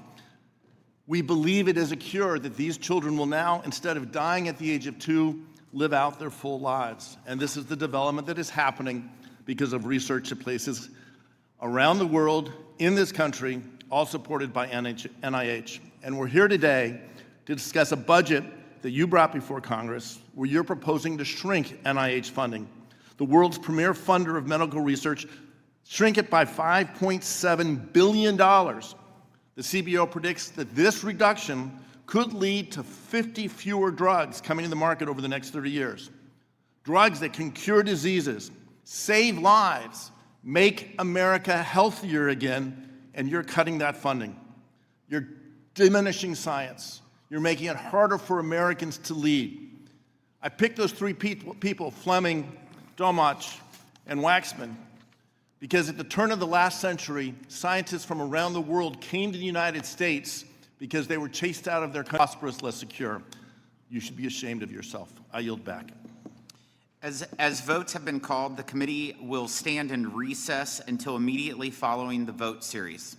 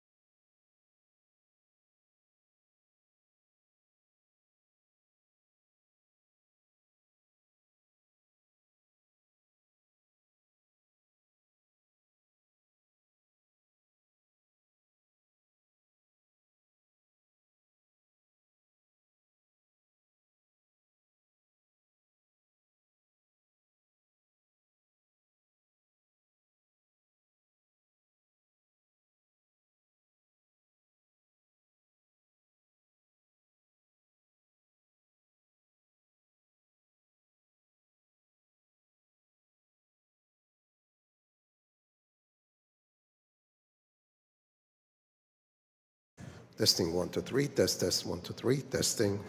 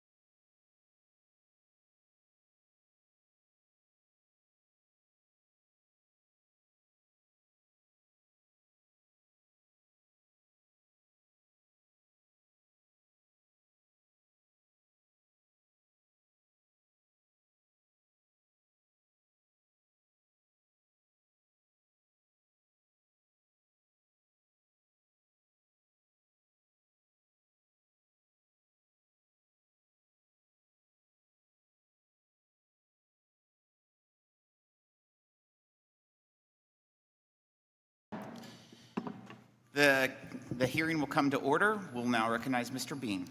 Thank you very much, Mr. Chairman. Good afternoon to you. Good afternoon, Ways and Means, and good afternoon, Mr. Secretary. Thank you so much for your patience in being here today. For the record, everybody needs to hear this. For the record, the previous administration didn't have an advanced degree or wasn't a physician, but I'm going to tell you what you did under your leadership. Great things are happening. You've elevated the talk about let's get healthy so much that just last year, I went to a food production facility in Jacksonville, Florida, Danone, which makes Activia yogurt and Oikos Greek yogurt, Silk, International Coffees. We did a little tour, but before that, their leadership says, we're changing all our ingredients. We're going to go ahead and voluntarily remove red dyes. We're matching what our production facility does in Europe to make healthy, and we're doing that voluntarily, which is exciting. I went last month, you did, and this is voluntarily. All of the medical schools have voluntarily said, let's change our curriculum and let's add nutrition and let physicians say that food is medicine. You did that. That was that was just what happens. And so you've also made the Bean family change our diet too, and we're having a new focus on salads and whole foods. What's next? How can we continue the focus of making America healthy again, Mr. Secretary? Thank you. Thank you, Congressman Bean, for pointing that out. And I will say this. And in the history of HHS, there have been 3 medical doctors, one of them appointed by Tom Price, out of 26 total, and none of them ever appointed by a Democrat. There's never been a Democrat. Gotcha. They didn't have the conversation or leadership. You're out there doing it. I don't think we saw them doing push-ups anywhere either. So thank you so much for doing that. How about, I know you're leading the efforts on fraud. We'd love to get our money back. What's next on fraud? What can we do to assist you and your department on making sure that every dollar goes to its intended recipient? Yeah, I mean, we're driving the use of AI across all the federal agencies of government. We're leading. We now have over 90% of reviewers at FDA using AI or using it to detect fraud. We've changed the system under the Biden administration.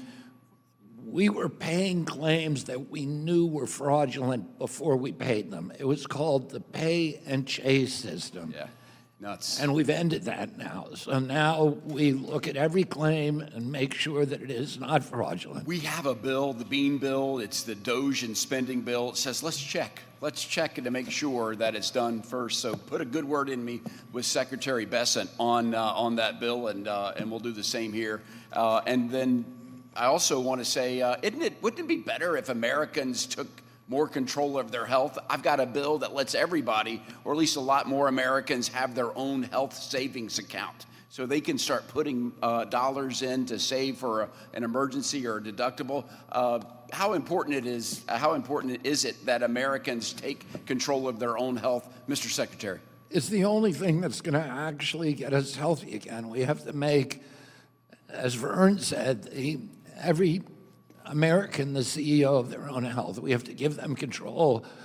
We now have these wearables that can actually tell them that as they eat, what it's doing to what the food they're chewing is doing to their glucose levels. We have ended information blocking for the first time in history, so every American is going to have access to their own health records on their cell phone. Mr. Secretary, thank you. You don't have to do this, yet you're in the line of fire because you believe America needs to get healthy. Thank you so much for your leadership. I yield back, Mr. Chairman. Mr. Miller. Thank you, Mr. Chairman. I appreciate it. And thank you, Mr. Secretary, for being here today. I know it's been a long morning, and hopefully it'll be almost over soon for you, and you've taken a lot of heat on both sides. There's a lot that I could talk about, but every time I go back home, I hear the same thing from our constituents about healthcare prices and costs.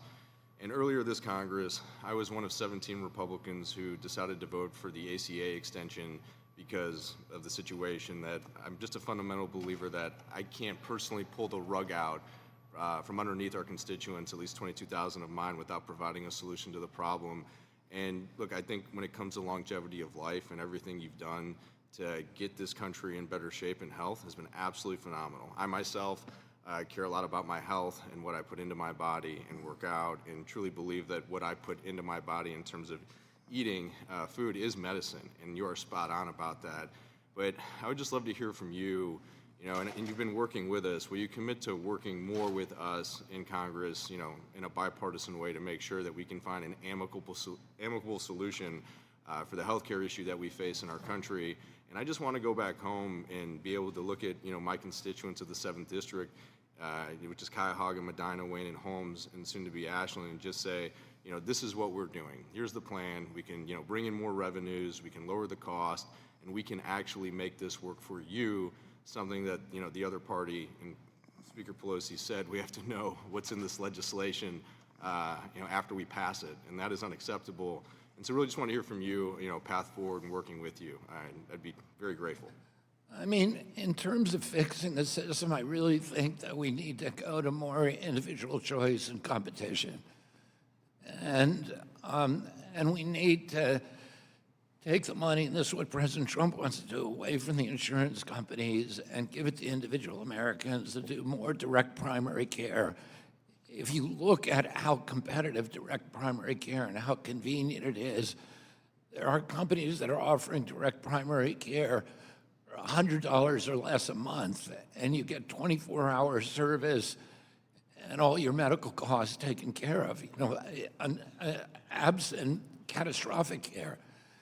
And I think we have to, President Trump wants to go to a model like that through HSAs, through catastrophic plan, through expanding primary care. I have to say this, that even after the repeal of the Obamacare extended tax credits, 87% of people on Obamacare are paying less than $90 a month. And 50% of them are paying $50 a month, approximately $50 a month. But there was huge amounts of money being pumped into it, and it was not lowering premiums. It was simply expanding the costs of a system that was going bankrupt. And it was President Trump has pledged to save Medicaid and Medicare, and Medicaid was going to go bankrupt. And there's no way that we can let that happen. And we have to figure out a plan that actually incentivizes good behavior rather than bad behavior. I'm with you, and I agree with everything you just said. But that's what I would like to start working on with you and HHS and this Congress is a plan, is a framework for the future. I believe that this country is very reactionary, and we used to take more action to prevent things from taking place, even though we know it's coming our way. I believe that we can work in a bipartisan way to lay out a framework for this country when it comes to healthcare. And Mr. Secretary, you could lead that charge, and you'll find, this body and this committee to work with you in any way possible. Thank you, Mr. Chairman. I yield back. Mr. Horsford.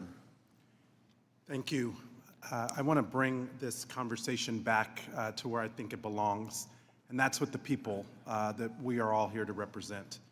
Secretary Kennedy, while you're here, your boss is en route to my district in Las Vegas, trying to rebrand the One Big Beautiful Bill. But back home, my constituents aren't buying what President Trump is trying to sell, because they're living the real-life consequences of higher cost, less certainty, and real fear about losing their coverage and their access to care. During the majority's field hearing in Las Vegas last year, they shut out the public and brought in a paid actor. I took a different approach.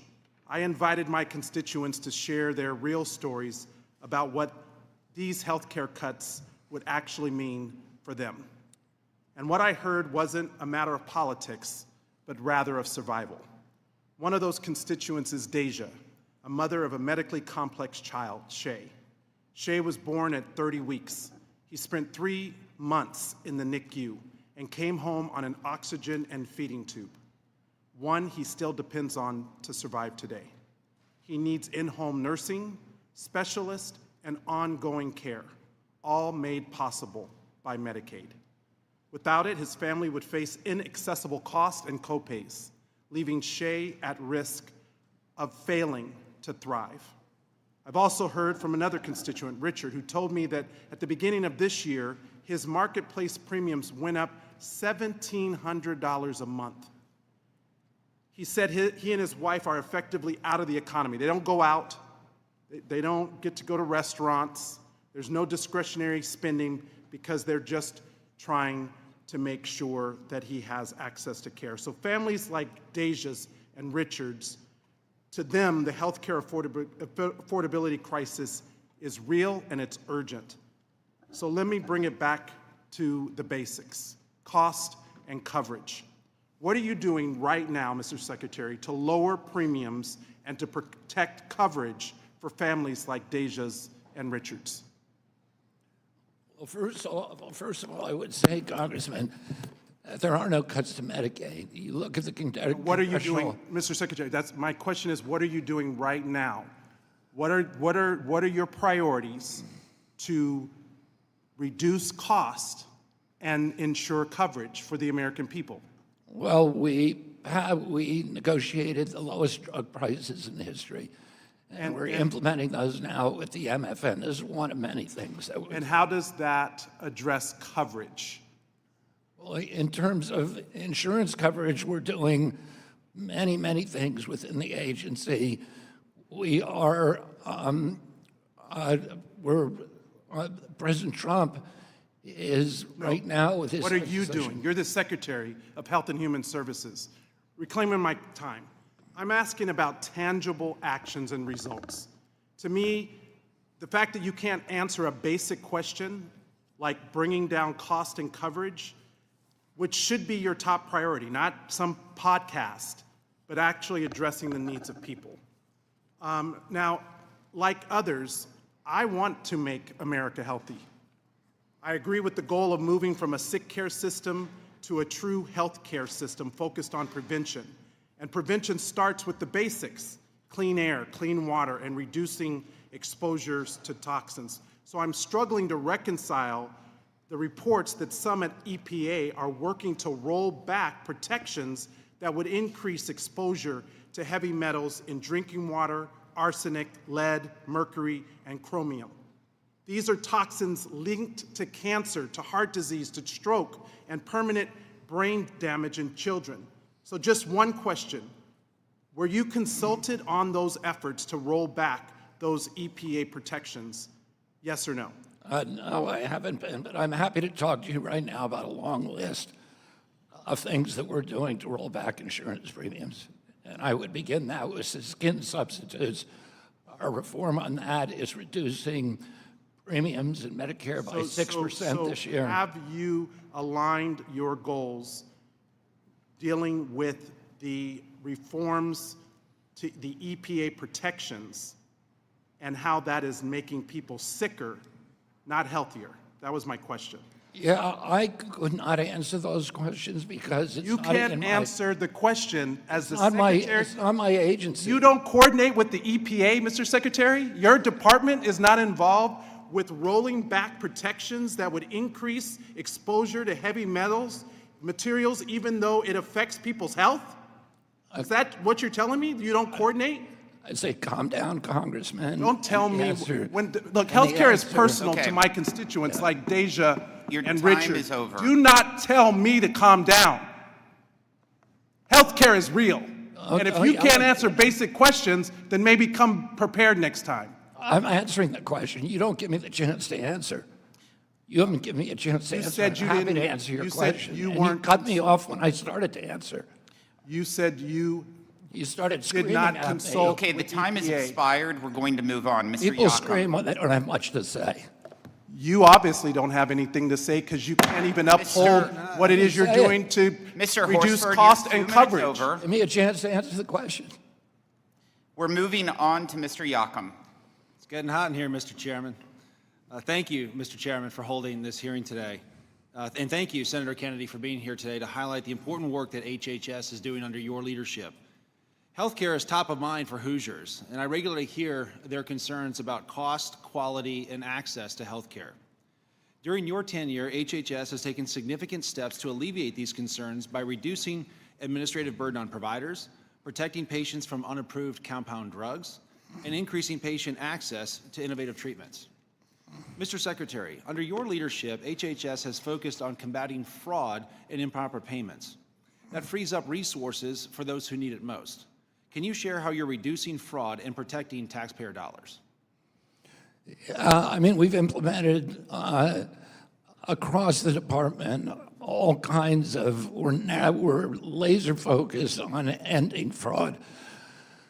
We're doing investigations in Florida on DRE, on durable medical equipment. There are now more durable medical equipment companies in South Florida than there are McDonald's. And most of those are almost certainly fraudulent. And in fact, we found a hotel with half a dozen different companies registered to different rooms, all of them selling durable medical equipment that they didn't have. They had no inventories. And as soon as we close in on them, they go back to Cuba. So this is money from my agency that is being stolen by a federal government. The same thing with the hospices in Los Angeles. The same thing with ABA treatments in Minnesota, where we put on hold $349 million because that money we suspect was stolen. And a lot of that money is ending up in Somalia, some of it apparently with Al-Shabaab. We are being victimized in our country because of the laxity of vigilance by the Biden administration, the deliberate, purposeful suspension of program integrity by the Biden administration. Fraud has become rife across our system. We estimate the cost of it to the American taxpayer is about $100 billion a year. If we stop fraud just in Medicare, we can extend that program for another 5 years. That's incredible, Mr. Secretary, and thank you for your efforts to combat fraud, and I want to continue to work with you on those efforts. You know, unfortunately, my Democrat colleagues constantly talk about, as it relates to your efforts to combat fraud, they say that you're taking resources away from people that need them. I don't believe that is the case at all, and would love to hear just briefly from you what efforts you're undertaking to ensure that you're not taking resources away from people who need them, but that you are indeed taking it away from people like Somalia. Yeah, I mean, you know, one of the things the Democrats keep saying is that we're cutting Medicaid. The president promised to preserve Medicaid, and he's doing that for the people who need it. If you look at last week's congressional budget analysis, the increase in Medicaid under the Trump plan is 47% over the next 10 years. We're increasing Medicaid, not decreasing it. What we did with Medicaid is we're kicking people off it who were illegally taking it. There was almost 3 million people who were registered for Medicaid in 2 states, or registered for Medicaid and Obamacare. That's illegal. There were 1 million illegal aliens who were on it. Thank you, Mr. That's illegal.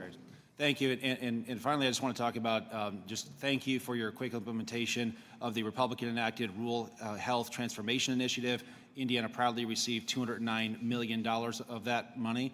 And also, I'd like to just simply fully associate my remarks today with my colleague, Representative Blake Moore, as he and I are co-leads on H.R. 5343, dealing with breakthrough medical devices. We are leading a very broad, bipartisan letter from multiple committees of jurisdiction to you and to your agency and to Dr. Oz, dealing with breakthrough medical device coverage for seniors. This is essential to ensure that our seniors have the best access to treatments and diagnostic devices, because we need to ensure that our seniors get results that they deserve. And so you can expect that letter from me, from my office, and from a number of my colleagues here very soon. I look forward to working with you on that, and I look forward to your response. Thank you, Mr. Secretary. I look forward to replying and to working with you. Thank you, sir. Mr. Chairman, I yield back. Thank you. I now recognize myself for questions. 60 million Americans, 20% of the U.S. population, live in rural communities and suffer from a lack of access to quality, affordable health care. As part of the Working Families Tax Cuts, Republicans invested a historic $50 billion in rural health care through the Rural Health Transformation Program. But for years, we've seen urban hospitals game the system to qualify for benefits Congress has intended for rural facilities. This is absolutely unacceptable. Secretary Kennedy, will you commit to putting in guardrails and to actively engaging with states to prevent the gaming of RHTP to ensure this money goes to truly rural facilities? Yes, I will. And originally for 340B, for example, there were 90 facilities. It was intended to lower drug prices in poor communities and rural communities. And there were 90 facilities who were approved. Today there are 12,000, and there are 50,000 different offices. And now it's being, because of those lower prices, they're using the lower prices. Sometimes, for example, in Virginia, we found a rural hospital that was where the company that owned it was taking their 340B money, the discounts they were supposed to be giving patients, selling the drug price at full cost, and then using that money to build a hospital in an affluent area. Those kind of thefts we're seeing all the time, and that's one of the ways that there's this systematic and perverse transfer of wealth from rural America to more affluent areas is happening every day. So geographically, urban hospitals are abusing a Medicare loophole to reclassify as rural to get higher reimbursements, growing from 3 reclassified hospitals in 2017 to 435 in 2023. Can I get your commitment to help reverse this practice, prevent these abuses of the Medicare Trust Fund, and protect truly rural communities moving forward? Yeah, I wish we could do it within my agency, but we need congressional help. It's a complex formula, as you can, but it's costing us $81 billion a year. It's now about 7% of drug prices, and it's unsustainable. Thank you. With the epidemic of rural hospital closures, it should be easier for struggling hospitals to serve their rural communities through innovative options like the Rural Emergency Hospital model. To date, only 44 rural communities have converted to this model. I'm fortunate to have 2 REHs in my district, but the only 2 in the entire state of Missouri. Unfortunately, it took one hospital in my district months working with your office to finally gain approval. Other hospitals may not have time to wait on bureaucratic process. Senator Kennedy, will you commit to improving the approval process for requests for rural emergency hospitals so the designations can proceed in a timely manner? Yes, I will, and I and Dr. Oz will work with your office to make that happen. Thank you. There are stark discrepancies in the way Medicare reimburses rural health care compared to their urban counterparts. As we know, it is an unfortunate reality that health care often follows the dollar, making reimbursement policies not just a financial question, but a life and death concern for growing access to care. I had a medical technology company tell me about a remote monitoring device that they were paid twice as much for in San Francisco than in Missouri. With this discrepancy, it's not a matter of if, it's a question of when rural areas will be left behind. Because they're gonna spend all their resources going to San Francisco, make $80 a month rather than 40 in Southeast Missouri. Will you and the administration commit to working to bring rural reimbursements more in line with the same treatments done in urban settings? Yes, we will, and we've already addressed some of that discrepancy through our promulgation, the site neutrality rule. We need your help on the wage area index to really correct those disparities. Earlier, as you noted, the implementation of the No Surprises Act, it was a disaster under the Biden administration, losing 4 lawsuits and harming patient access to care. One of the things that frustrates me the most about government agencies is a tendency to ignore the written statutes of Congress. The ranking member raised this a little bit earlier in regards to the No Surprises Act. but the Ways and Means Republicans have requested your department urgently finalize a needed rule that is in line with what we passed out of this committee and what was signed into law. Just last night, months later, I received a response to the letter, but I'd like to ask for a clarification. So will you commit to me now to finalize this rule as it was written by Congress as a top priority for your department? We're working as fast as we can to finalize that rule now. That's good. Large consolidated hospitals and health systems have a history of abusing federal health programs to prioritize payments over providing quality care and lower costs for patients. How is HHS championing site-neutral reforms, including policies this committee has passed, to ensure that large hospitals aren't overcharging patients and taxpayers? We've just finished promulgating that rule, and I hope that it corrects some of those inequalities. Thank you. Mr. Swazi. Oh, Mr. Neal. Mr. Swazi, you want to? Go ahead, let him give you the time. No, Mr. Swazi. No, I'm going to yield to Mr. Neal. No. So let me agree with something you said, Mr. Secretary. Wage index issues based on reimbursement and teaching hospital reimbursements are, as you have stated correctly, very complicated undertakings, but generally for a pretty good ascribed purpose. I yield back my time to Mr. Swazi. Thank you, Mr. Ranking Member. Mr. Chairman, thank you. Mr. Secretary, thank you so much. It's good to see you. Like many of my colleagues, I have a long history with the Kennedys. I've got a picture in my office of my father campaigning with John F. Kennedy in 1960.